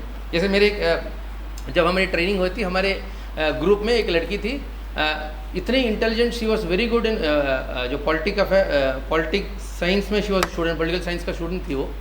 एंड उसका topics on India China relations, India Bangladesh relation, इतने अच्छे टॉपिक्स बोलती थी। जब वो डिस्कशन होता था, हम तो शर्म होती थी, फिर भी हम लोग बैठ के नोट्स लिखते थे, उतना अच्छा टॉपिक्स वो बताती, मतलब डिस्कशन होता था। अब जब उसका इंटरव्यू वॉज सो स्मूथ, उसका इतना अच्छा गया था, ये खुद उसी ने बताया था, सब कुछ अच्छा गया था। लास्ट में उसको इंडिया चाइना रिलेशंस के बारे में पूछा गया था, अगेन उसने बढ़िया तरह से उसने आंसर बता दिया। उसके अगला क्वेश्चन था, तुमने इसके लिए प्रिपेयर किया कि नहीं किया ना। इमीडिएटली हमारा माइंड क्या रहता है, नहीं सर वो तो मैंने बोल दिया था अभी, भाई इम्प्रॉम्प्टू उसने बोल दिया कि मैंने तो नहीं प्रिपेयर नहीं किया था, वो तो आपने पूछा था मैंने बता दिया। उनको भी पता है कि कोई भी इंटरव्यू के लिए आता है तो बेसिक चीज़ें तो प्रिपेयर करके ही आता है। अब सर्टन चीज़ों में आपका वो मार्क्स मायने करता है, तो let you be true to yourself, है ना। ऐसे भी नहीं कि एकदम ओपनली सब कुछ बता दो, वो भी दिक्कत है। तो प्रॉपरली रिफाइंड तरीके से आपको बात करना रहेगा, तो उसकी प्रैक्टिस हम लोग कर लेंगे उसको। Next slide. Prepare the facts. सबसे पहला ये है कि आप ये जरूर देखिएगा, आपके बारे में जानकारी हो। क्या होता है कि आप लोग प्रीलिम्स मेंस जैसे ही मेंस क्लियर, अभी डीए फॉर्म पहले भर रहे हो कि बाद में भर रहे हो? मेंस के टाइम भर रहे हो ना। अब मेंस के टाइम जब मेंस एग्जाम लिखेंगे ना, तब एक डीएएफ फॉर्म होता है। DAF stands for detailed application form. उसमें आपके नाम, पिताजी का नाम, बर्थ कहाँ हुआ, पढ़ाई कहाँ हुई, हॉबीज़ क्या है, ये सारी चीज़ें लिखना रहता है। और यही डीएएफ फॉर्म इंटरव्यू के टाइम पर बोर्ड के सामने जाता है। वो लोग इसी को पलटते हैं। तो हमारे लोग क्या कर देते हैं, हॉबीज़ में क्रिकेट, फुटबॉल, वॉलीबॉल, टेनिस सब डाल देते हैं, जितना उसको पता है, स्टैम्प कलेक्शन, रीडिंग नॉवेल्स सब डाल देते हैं। अब वहाँ बैठे लोग इसी में एक्सपर्ट होते हैं। तो 4 सवाल उसी में से पूछा जाएगा। तो नो अबाउट योर सेल्फ, आपका प्रोफाइल बहुत इंपॉर्टेंट करता है। आपका date of birth, place of birth, आपका नाम, आपके नाम का सिग्निफिकेंस क्या है, ये सब आप ही को खुद करना है। तो ये सारे चीज़ों को आपको पहले से प्लान करना, जब इंटरव्यू के लिए प्लान करेंगे तब बता रहा हूँ, ये प्लान आप ही को करना है। सबसे जो एक दो फेमस एक्टर्स हैं, उनसे जब पूछा गया था सबसे टफेस्ट एक्टिंग आपके लिए कौन सी रहती है, उनका ये कहना था कि आईने के सामने खड़े होके एक्ट करना सबसे टफेस्ट रहता है खुद। तो आप भी जब इंटरव्यू के लिए प्रिपेयर करते हैं, आईने के सामने बैठ के आप आंख से आंख मिला के आंसर देने की कोशिश कीजिएगा। फॉर एग्जाम्पल एक क्वेश्चन आता है, tell me about yourself, आता है ना, ये जनरल क्वेश्चन सभी इंटरव्यू में जाते हैं, tell me about yourself. तो शुरू कर देते हैं, my name is so and so, मैं यहाँ पढ़ा था, मैंने ये इतना किया है, ये कर। अरे उसके पास में बायोडाटा है आपका, वो आपसे पूछ रहा है tell me about yourself, tell something which is not in the biodata. For example किसी ने बोला I am an engineer by passion, ये तो लिखा नहीं रहता उसमें। No, this is where your marks will differ. आपके मार्क्स जो रहते हैं ना, इंटरव्यू मार्क्स, सारे लोग यही आंसर बोलेंगे I am so and so, मैं यहाँ से आया हूँ, मैं ये किया हूँ। उसके बजाय आप सीधे सीधे आपने बात किया, I am engineer by passion, मैं हार्डवर्क मेरा यूएसपी है, एंड मुझे ये एरियाज में मुझे इंप्रूव करने की ज़रूरत रहती है, इसमें मैं काम कर रहा हूँ। ये एक छोटा इंट्रोडक्शन तो ये होता है। तो tell me about yourself, आपकी प्रोफाइल ये बहुत इंपॉर्टेंट है। हॉबीज़ संभल के भरिएगा, यही डिफाइन करता है। मेरे इंटरव्यू में तो मुझे हॉबीज़ पूछा गया था, जो मैंने प्राइजेस के बारे में लिखा था कि 12th स्टैंडर्ड में यस से में ये मिल गया, वो मिल गया, वो सब पूछा जाता है, क्यों मिल गया, कैसे मिल गया। तो आप जब भी भरेंगे सोच समझ के भरिएगा, ज़रूर आपके सीनियर किसी से दिखा के फाइनलाइज कीजिएगा उसको। ये तो ऐसे लोग फंसे हैं जो उन्होंने बहुत सारी चीज़ें लिखी है, रोबोटिक्स ये सब डाल दिया, उन्हें एक शब्द पेपर में देखा और रोबोटिक्स डाल दिया, बस फंस गए वहाँ पर जाकर इंटरव्यू में। तो पूरे आपकी 1.5 साल की मेहनत उस छोटी गलती के कारण चली जाएगी। ठीक है, मैंने वो जो बोलता बोर्ड एक्सपीरियंस के, बोर्ड के फील्ड के मेंबर 30-35 ईयर्स से एक्सपीरियंस होते हैं, वो आपके नॉलेज को टेस्ट करने के लिए नहीं है, आपके पर्सनैलिटी को टेस्ट करने के लिए ही बैठे हैं वो लोग। ठीक है ना, तो be true to yourself, जो प्रॉब्लम क्लियर आप बता सकते हो उतना ही बताइएगा। नेक्स्ट, ओके, ये जनरल टिप्स है, जनरल ज्ञान की बातें हैं। सबसे पहला फोटोग्राफ मैंने ये डाला है, societal pressure. Societal pressure generally क्या होता है, जैसे हम लोग प्रिपेयर करना शुरू कर देते हैं, हमारे चाचा मामा सभी को पता चल जाता है, शादी में जाएंगे, कहीं पर जाएंगे, बोले कलेक्टर साहब आ गए, वहीं से हम लोगों को लगता है अरे मुझे एग्ज़ाम क्लियर करना है। तो ये सोसाइटियल प्रेशर्स आपको अपने ऊपर लेंगे तो आपको इफेक्ट पड़ेगा, बिल्कुल पड़ेगा। मेरा सिंपल फंड है, किसी को मत बताना। आप प्रिपरेशन कर रहे हैं, आपको पता है, काफ़ी है उतना। आपने पास हुआ तो ठीक है, सभी को पता चल गया, नहीं हुआ तो किसी को पता नहीं चला, आप अगला स्टेप लीजिएगा। क्या होता है, हम लोग डरते हैं, फेल हो जाएंगे तो क्या होता है कि पास वाले अंकल क्या सोचेंगे, आंटी क्या सोचेंगे, यही माइंड में चलता है। तो ये societal pressure will have an effect. तो आप लोग जितना आप लोग अपने आपके क्लोज ग्रुप होना चाहिए, जिसके अंतर्गत मेंटेन कीजिएगा जो प्रिपरेशन कर रहे हैं। नहीं तो आधे से ज़्यादा लोग तो 80 से 90% लोग जो आपके सराउंडिंग में, वो नहीं चाहते कि आप बने, वो तो ऐसी चुगली करते रहेंगे। तो आपको सिर्फ और सिर्फ 10% जो आपको सपोर्ट करने वाले लोग हैं, उनको बस बता के आप प्रिपरेशन कीजिएगा। नेक्स्ट, ये जो माइंड है ना कि नहीं हो सकता है, आई कांट डू इट, ये जो माइंड सेट है उसको हटाइएगा। यहाँ पर हम लोग बैठे हैं, इसका मतलब नहीं है हमने कोई चमत्कार कर दिया है। हमने भी एग्ज़ाम लिखा है, एग्ज़ाम क्लियर करके आए हैं, आप भी क्लियर करके यहाँ पर आके बैठ सकते हैं। आपका भी एक समय आएगा, तो इसके लिए आपको प्रयास करना है। हार्डवर्क इज़ द की, और कोई और की है ही नहीं इसके लिए, हार्डवर्क इज़ द की। दूसरा, आपने खुद के लिए टारगेट सेट कर लीजिएगा। मैं इस हफ्ते, फॉर एग्जांपल आपने फॉर इकोनॉमिक्स का टॉपिक लिया, तो आपने खुद का सेट कर लीजिएगा, मैं इस हफ्ते में ये टॉपिक कंप्लीट करूँगा, ये मैं कंप्लीट। फॉर एग्जाम्पल हम लोग यही करते थे कि हम लोग ज्योग्राफी का टॉपिक ले लिया, हमने एक टाइम पीरियड सेट कर दिया, एक हफ्ते में ये करूँगा, तो मैं सैटरडे के दिन जाके मूवी देखूँगा। ये मेरा रिवॉर्ड था, खुद का रिवॉर्ड सेट कर लिया। कोई रिवॉर्ड नहीं देगा आपका। मैं अच्छे होटल में जाके खाना खाऊँगा, ये भी एक रिवॉर्ड है। हम लोग क्या, उस टाइम पर हम लोग रूम्स में रहते थे, तो उस टाइम पर ऐसे था कि वो एक दिन रोज़ का एक घर से आता था खाना, और हम लोग ये प्लान करें अगर इस हफ्ते में एग्ज़ाम में मैंने 40 मार्क के ऊपर ले लिया तो मेरा रिवॉर्ड है कि ये होटल में जाके खाऊंगा। खुद का रिवॉर्ड सेट कर लो, खुद का गोल सेट कर लो। इस हफ्ते का गोल, डेली का गोल क्या है, हफ्ते का गोल क्या है, उसको अचीव करो, खुद को रिवॉर्ड कर लो। Next, failures be prepared. ये यूपीएससी एग्ज़ाम ऐसी है कि आपको असफलता मिलेगी, जैसे प्रीवियसली प्रथम या गौरव ने बताया था, असफलता होने की संभावना है। और असफलता भी होगी तो भी बताने लायक होगी, क्योंकि आप जो इस जर्नी को शुरू करेंगे, इस जर्नी से आपको नॉलेज गेन होगा, और ये नॉलेज एक बार गेन हो जाता है उसके बाद वो मिटता नहीं है, ठीक है। तो देयर इज नथिंग रॉन्ग, तो बी रेडी फॉर फेलियर्स। जैसे ही आपको पता चलेगा कि फेलियर्स है, हो सकता है, आपको जैसे ही वो डर खत्म होगा तो ऑटोमेटिकली आप लोग काम करना शुरू कर पाएंगे। मेरे बैचमेट्स ऐसे भी हैं, 1-2 लोग हैं जिन्होंने प्रीलिम्स क्लियर नहीं किया, छोड़ दिया और अपना दूसरा काम करना शुरू कर दिया। ऐसे भी मेरे सीनियर हैं या मेरे बैचमेट्स हैं जिन्होंने 6 बार अटेम्प्ट क्लियर नहीं किया, 6 बार, 6 टाइम्स। ऐसे नहीं कि प्रीलिम्स क्लियर नहीं, 6 times prelims clear, mains clear, interview, उसके बाद क्लियर नहीं, वापस एग्ज़ाम लिखो, 6 बार, अब 7वीं बार उन्होंने एग्ज़ाम उनका क्लियर हुआ है। ऐसे भी लोग हैं। तो it is all about Perseverance, आप कंटिन्यूसली करना पड़ेगा, एफर्ट डालते रहना पड़ेगा। सेकेंड पॉइंट जो रखा है, be prepared for backup plan. Backup plan का मतलब ये है कि सिर्फ यूपीएससी ही नहीं, सिर्फ एमपीपीएससी ही नहीं, जितने भी एग्ज़ाम्स आपको कॉम्पिटिटिव एग्ज़ाम्स दिख रहे हैं अटेंड कीजिएगा। आरबीआई का आता है, आर्म्ड फोर्सेस का आता है, ये नंबर ऑफ चीज़ें आती हैं, सारे एग्ज़ाम्स लिखिएगा, कॉम्पिटिटिव एग्ज़ाम्स सारे का बेस यही है, एप्टीट्यूड होगा, जनरल स्टडीज़ होगा, कोई एक ऑप्शन होगा, बेस इतना ही होगा most probably. Banking exam, IBPS exam लिखिएगा। क्या होता है, जैसे आप लोग एग्जाम्स लिखते हैं, 2 चीज़ें होती हैं। एक तो आपका अगर एग्जाम क्लियर कर देते हो, क्या होता है, कॉन्फिडेंस मिलता है कि हाँ मैं एग्जाम क्लियर कर पाऊँगा, तो मैं यूपीएससी भी क्लियर कर पाऊँगा। दूसरा एक रहता है कि अगर आपने वो क्लियर कर लिया तो आपके पास बैकअप जॉब का भी है हाथ में। ये आपको डर, जहाँ पर फाइनेंशियली आपको घर में रहता है ना कि आपके ऊपर निर्भर हैं फाइनेंशियली क्या होगा, तो वो डर, जैसे मेरे भी यही सिचुएशन था। मैं प्राइवेट में नौकरी कर रहा था, सॉफ्टवेयर इंजीनियर था, तो मैंने नौकरी तो छोड़ी नहीं थी, नौकरी तो कर ही रहा था, वो काम तो हाथ में था। फिर मेरे आरबीआई का एग्ज़ाम क्लियर हुआ, आईबीपीएस का एग्ज़ाम क्लियर हुआ, बैंक ऑफ बड़ौदा तक प्लेसमेंट की तक हो गया था हमारा, एंड आर्म्ड फोर्सेस का भी हमारा सिलेक्शन हो गया था, मतलब क्लियरेंस हो गया था। इससे क्या होता है कि मल्टीपल ऑप्शंस आपके हाथ में हैं, तो डरने की बात नहीं है कि मैं अगर फेल हो जाऊँगा तो मैं जाऊँगा काम पर। तो ये तो ऑप्शंस आपके बैकअप प्लान्स जरूर रखिएगा, plan A, plan B, plan C आपका होना चाहिए, ठीक है ना। Next, general tips, time waste मत कीजिएगा, मगअप मत कीजिएगा, कोई भी चीज़ को मगअप मत कीजिएगा। आप बहुत रेयरली क्वेश्चंस, यूपीएससी के 100 क्वेश्चन में 2 क्वेश्चन ऐसे आएंगे जो मगअप वाले आंसर आएंगे, उसके अलावा सब कुछ एप्लीकेशन ओरिएंटेड रहेगा। तो डोंट मगअप एनीथिंग।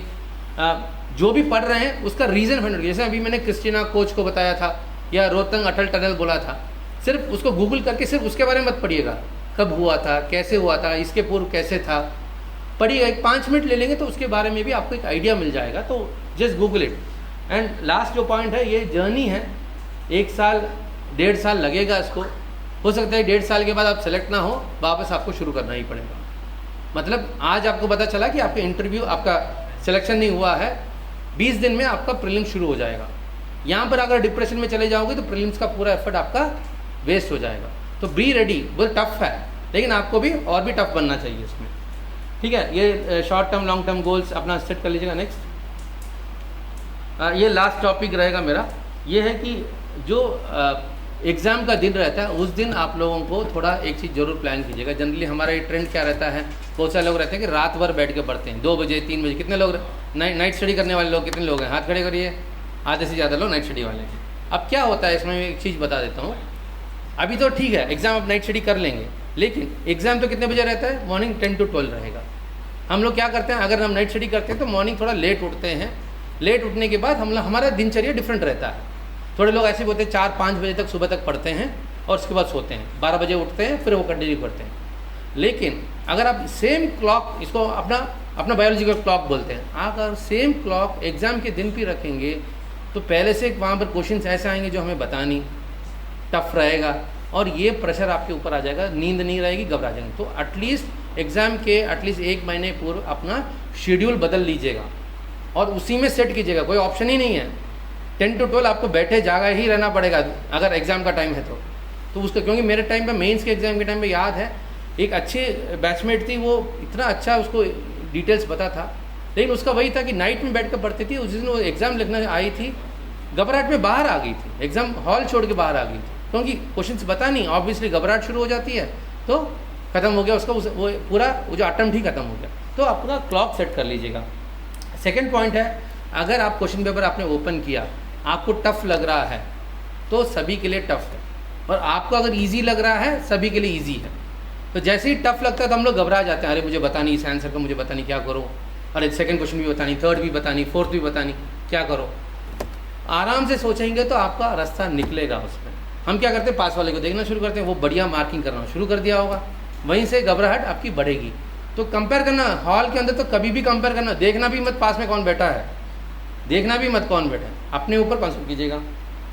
दूसरा है, आप क्वेश्चन प्रीलिम्स मेंस में देखने के बाद डर जाते हैं, ये स्वाभाविक है, यूपीएससी का काम ही वही है कि क्वेश्चन जब देगा आपको डराने के लिए ही होगा।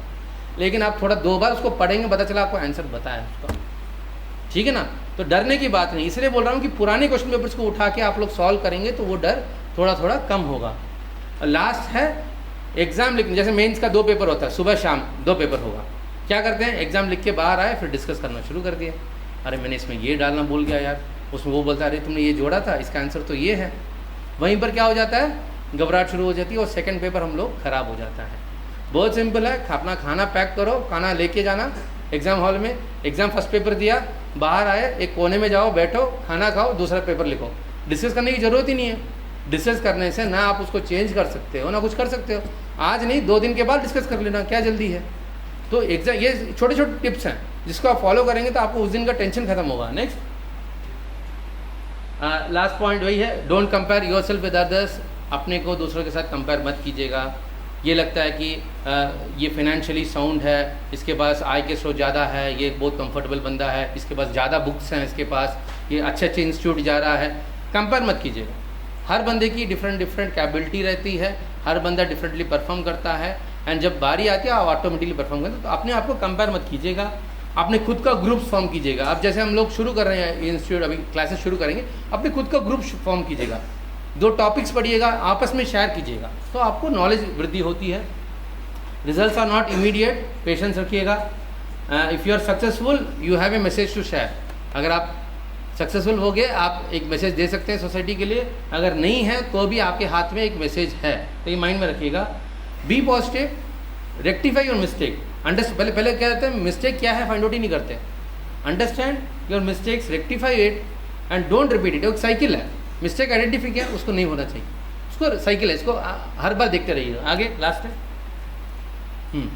क्या है ये, टॉम एंड जेरी, क्या है ये, क्यों इसका लगाया था, इसको इसलिए लगाया था, अगर जेरी जो है, जेरी यानी माउस, टॉम यानी कैट, ठीक है। अगर टॉम जेरी को पकड़ के ख़त्म कर देता तो ये एपिसोड ही ख़त्म हो जाएगा, ठीक है। लेकिन अगर उसमें देखेंगे कि सारे एपिसोड्स में क्या होता है, जेरी भागते ही रहता है। सारे कार्टून देखते होंगे ना, जेरी भागते रहता है, कैट उसके पीछे दौड़ते रहता है। क्यों, क्या रीज़न है, क्या रीज़न हो सकता है अपार्ट फ्रॉम एडवर्टाइजमेंट या उसके इकोनॉमी को छोड़ दीजिएगा। क्यों, कैट एंड माउस में, बिल्ली और चूहा में, चूहा दौड़ते रहता है और बिल्ली पीछे भागते रहती है और इस एपिसोड कभी ख़त्म नहीं होता है। क्यों, मौका, ठीक है। और क्या, सर्वाइवल के लिए, हाँ, उसके जीवन के लिए, सही है। चूहा जो है वो किसके लिए भागता है, अपनी जान बचाने के लिए, और बिल्ली किसके लिए भागता है, खाने के लिए। अब आपको इस जर्नी में आप कौन सा बनना चाहते हैं। हम लोग अगर बिल्ली बन जाएंगे, ठीक है यार, खाना, ये खाना नहीं तो दूसरा खाना मिल जाएगा, ये काम नहीं तो दूसरा काम मिल जाएगा, ये नौकरी नहीं तो दूसरी मिल जाएगी। अगर ये माइंडसेट है तो आप उसको अचीव नहीं कर पाएंगे। अगर आपका एक ही फोकस रहेगा कि यही करना है मुझे, अब वो जब चूहा बन के हम लोग उसमें करेंगे ना कि यही फोकस, अपनी जान बचाना है, उसके लिए भाग रहा है वो, तो focused approach has to be there. और ये फोकस अप्रोच रहेगा तो ज़रूर आप लोग अपना अचीवमेंट कर पाएंगे। किसी ना किसी, ये नहीं बोला कि यूपीएससी ही जाएंगे, एमपीपीएससी जाएंगे, कहीं ना कहीं आप जाएंगे बिल्कुल, लेकिन अगर आप इस कोर्स को अच्छी तरह से कंप्लीट करेंगे तो बढ़िया आप लोग कंप्लीट कर सकते हैं। Next slide. आई थिंक मेरा क्लोज हो ही गया, क्लोज कर लेना इसको, लाइट डाल लेना। बस 2-3 पॉइंट्स हैं जो एक तो मैंने सोचा था कि इसका नाम, पीपीटी मेरा ख़त्म हो गया और कुछ नहीं है, ज़्यादा टाइम ले लिया होगा मैंने। नाम हम लोगों ने निःशुल्क कोचिंग रखा है, मैं इसको, हम लोग वही डिस्कस कर रहे थे, हम लोग इसको नाम हम लोग भारत निर्माण के नाम से अभी जाना जाएगा। कोई निःशुल्क कोचिंग नहीं है, फ्री में कुछ नहीं है, भारत निर्माण के, क्योंकि इसमें सभी के एफर्ट्स लग रहे हैं। क्योंकि अभी एक संस्था हमारे लिए आगे बढ़ के आके हेल्प करने की आ रहा है, हमारे पास हमारे स्टाफ हैं जो आगे बढ़ के हमारे लिए हेल्प कर रहे हैं, तो हम लोग इसको भारत निर्माण के नाम से जाना जाएगा। एंड सेकेंड, आप लोगों को भी पता है हमारे लिए कोई स्पेसिफिक, हमारे पास इसके लिए कोई फंड नहीं रहता है, आप लोग बताएं। तो हम लोग जो भी फैसिलिटीज़ प्रोवाइड कर रहे हैं, पीजी कॉलेज प्रिंसिपल ने इतना कोऑपरेशन किया, डीओ ट्राइबल ने इसमें एफर्ट लगाया, इन्होंने अभी लोकेशन भी एक फाइनलाइज किया है। हो सकता है हमारे यहाँ पर थोड़ी कमियाँ निकली, है ना, हो सकता है थोड़ी कमियाँ इश्यूज़ होगा, तो ज़रूर आप लोग हमसे बात कीजिएगा, हम लोग उसको सॉर्ट आउट करने की कोशिश करते हैं। हम सिर्फ इसको जन भागीदारी यानी सभी आपस में मिलके हम लोग मिलके काम कर रहे हैं, तो सभी का कोऑपरेशन की ज़रूरत है, सभी लोग मिलके काम करेंगे तभी हो सकता है, क्योंकि कमी ढूंढना तो मिल जाएगा। किसी ने मुझसे ये कहा था, साहब यहाँ से बैठ के भोपाल जा रही है गाड़ी, अब पास में एक बंदा बैठा है, उसको बोलो यार वो राम के बारे में बताओ यार, बहुत ख़राब चीज़ करता है बताओ, तो 3 घंटे बताता रहेगा, एक ही गलतियाँ बताना तो बताता रहेगा, लेकिन उसके बारे में बोले राम के बारे में कोई अच्छी चीज़ बताओ तो बता नहीं पाएगा। तो नेगेटिव्स हो सकती है, लेकिन आप लोगों का हमें एफर्ट और कोऑपरेशन की ज़रूरत है। कहीं पर क्लासेस में कोई इशू आ रहा हो, कहीं पर कुछ इश्यूज आ सकते हैं, ज़रूर हम लोग बैठे हैं इसीलिए, और हम लोग ज़रूर इसको कॉन्सेंट्रेट करके इसको सॉल्व करेंगे। तीसरा पॉइंट है, हमारी गवर्नमेंट प्रशासन से भी हमारी टीम आएगी, यहाँ पर भी हम लोग उनसे, जैसे मैंने रिक्वेस्ट भी किया है, जो भी इंटरेस्टेड लोग हैं हमसे बात करेंगे तो उनके भी थोड़े सिलेबस सेट करके उनको भी टॉपिक्स दे देंगे, तो वो भी वो लोग कवर करेंगे, आपके साथ इंटरेक्शन भी हो जाएगा। ज़रूर हम लोग मंथली वंस बैठेंगे आपके साथ, ठीक है। हम इंटायर टीम हमारी पास आएगी आप लोगों के साथ। यहाँ पर राजेंद्र और PG college principal Tiwari ji यहाँ पर तो रहेंगे ऑलवेज, कभी भी आप उनको अप्रोच कर सकते हैं, बट उसके साथ साथ हमारी मंथली हम लोग आपके साथ एक बैठेंगे, so that there might be certain topic, there might be certain request, तो हम लोग या कुछ डिमांड्स होंगी जिसको हमें क्रिएट कर सकते हैं, तो उसको भी हम लोग वर्कआउट कर लेंगे। लास्ट जो पॉइंट जो गौरव ने कहा था, जो मुझे बहुत सही लगा था, प्लीज़ रिस्पेक्ट द स्टाफ, है ना। जो भी स्टाफ आ रहे हैं ये ना सोचें कि इसमें फ्री में हम लोग सर्विसेज दे रहे हैं या हम लोग एक्स्ट्रा एफर्ट डाल रहे हैं। तो पॉइंट ये है कि जो भी एफर्ट डाल रहा है वो चाह रहा है कि उसके कारण आपके लिए कुछ इम्पोर्टेंट इनपुट मिल जाएं। आप कहीं और कोचिंग भी अटेंड कर रहे हो सकते हैं या ऑलरेडी पढ़ लिया होगा, तो आप उसके लिए उस पॉइंट ऑफ व्यू से आप जब भी स्टाफ जब भी क्लासेस लेता है ज़रूर उनको प्रॉपरली रेस्पेक्टफुली ट्रीट कीजिएगा, क्योंकि हम लोग आपस में सहयोग करके काम करेंगे उतना सक्सेसफुल हो सकते हैं। मैं ज़रूर अपेक्षा यही करूँगा कि आगामी दिनों में जब अगली बार या से 1-2 years डाउन द लाइन आप लोग भी इस साइड की कुर्सी में आके बैठेंगे एक दिन, और ज़रूर उस दिन भी आप लोग भी बाकी लोगों को मोटिवेट करने की स्थिति में रहेंगे। तो आप सभी को आज जो हम लोग ये भारत निर्माण कोचिंग का जो हम लोग शुरू कर रहे हैं, इस सभी के लिए आपको ऑल द बेस्ट। आपको यहाँ पर मैं डीओ ट्राइबल और पीजी कॉलेज प्रिंसिपल को बहुत बहुत धन्यवाद दूंगा कि उन्होंने पूरा एक कोऑर्डिनेट करके हमारी जो संस्था है, इन्होंने भी बहुत हेल्प किया है, हेल्प कर रहे हैं, और इन्हीं के थ्रू हम लोग पूरी इंस्टीट्यूट चलाने वाले हैं या क्लासेस चलाने वाले हैं। तो इनको भी बहुत बहुत बधाई और शुभकामनाएँ, एंड ऑल द बेस्ट आपके फ्यूचर के लिए। कभी भी हम लोग अवेलेबल हैं, हो सकता है कभी हम समय मिल ना पा रहे हो, बट आप लोग यहाँ पर टीम है, कभी भी संपर्क कर सकते हैं, तो हमारे तक इन्फॉर्मेशन पहुँच जाएगी। आपके करियर के लिए, आपके फ्यूचर के लिए all the best. Thank you.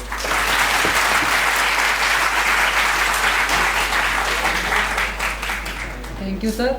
कार्यक्रम को इसी घड़ी में आगे ले जाते हुए मैं हमारी शाखा के शिक्षक महेंद्र सिंह और निशा अलावत को सर का आभार प्रकट करने के लिए मैं आमंत्रित करूंगा कि वो आए और सर को आभार प्रकट करें।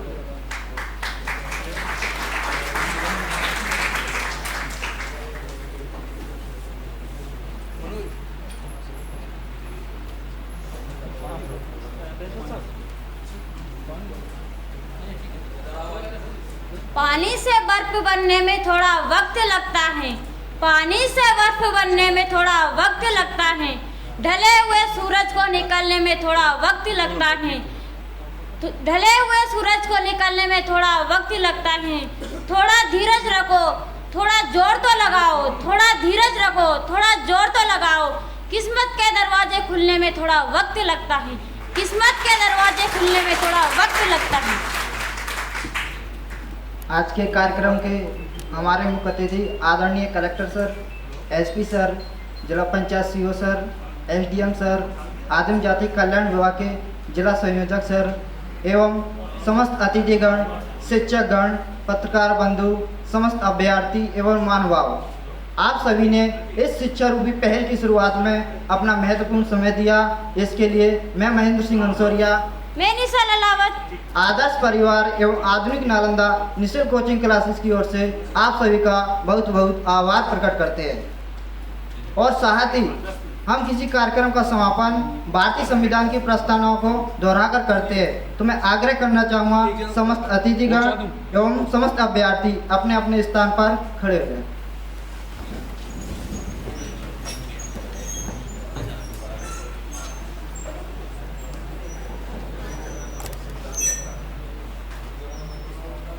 हम भारत के लोग भारत को एक संपूर्ण प्रभु संपन्न समाजवादी पंथ निरपेक्ष लोकतंत्रात्मक गणराज्य बनाने के लिए तथा उसके समस्त नागरिकों को सामाजिक आर्थिक और राजनीतिक न्याय विचार अभिव्यक्ति विश्वास धर्म और उपासना की स्वतंत्रता प्रतिष्ठा और अवसर की समता प्राप्त कराने के लिए तथा उन समय व्यक्ति की गरिमा राष्ट्र की एकता और अखंडता को सुनिश्चित करने वाली बंधुता को बढ़ाने के लिए दृढ़ संकल्प होकर अपनी संविधान सभा में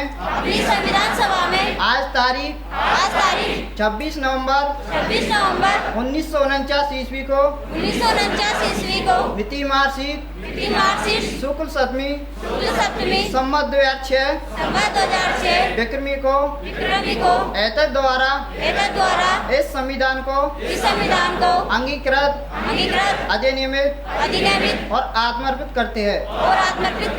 जय हिंद।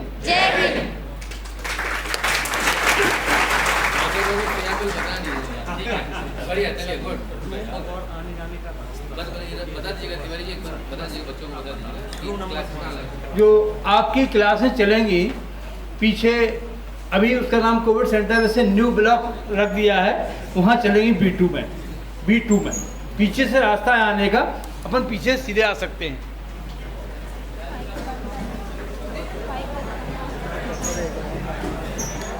धीरे धीरे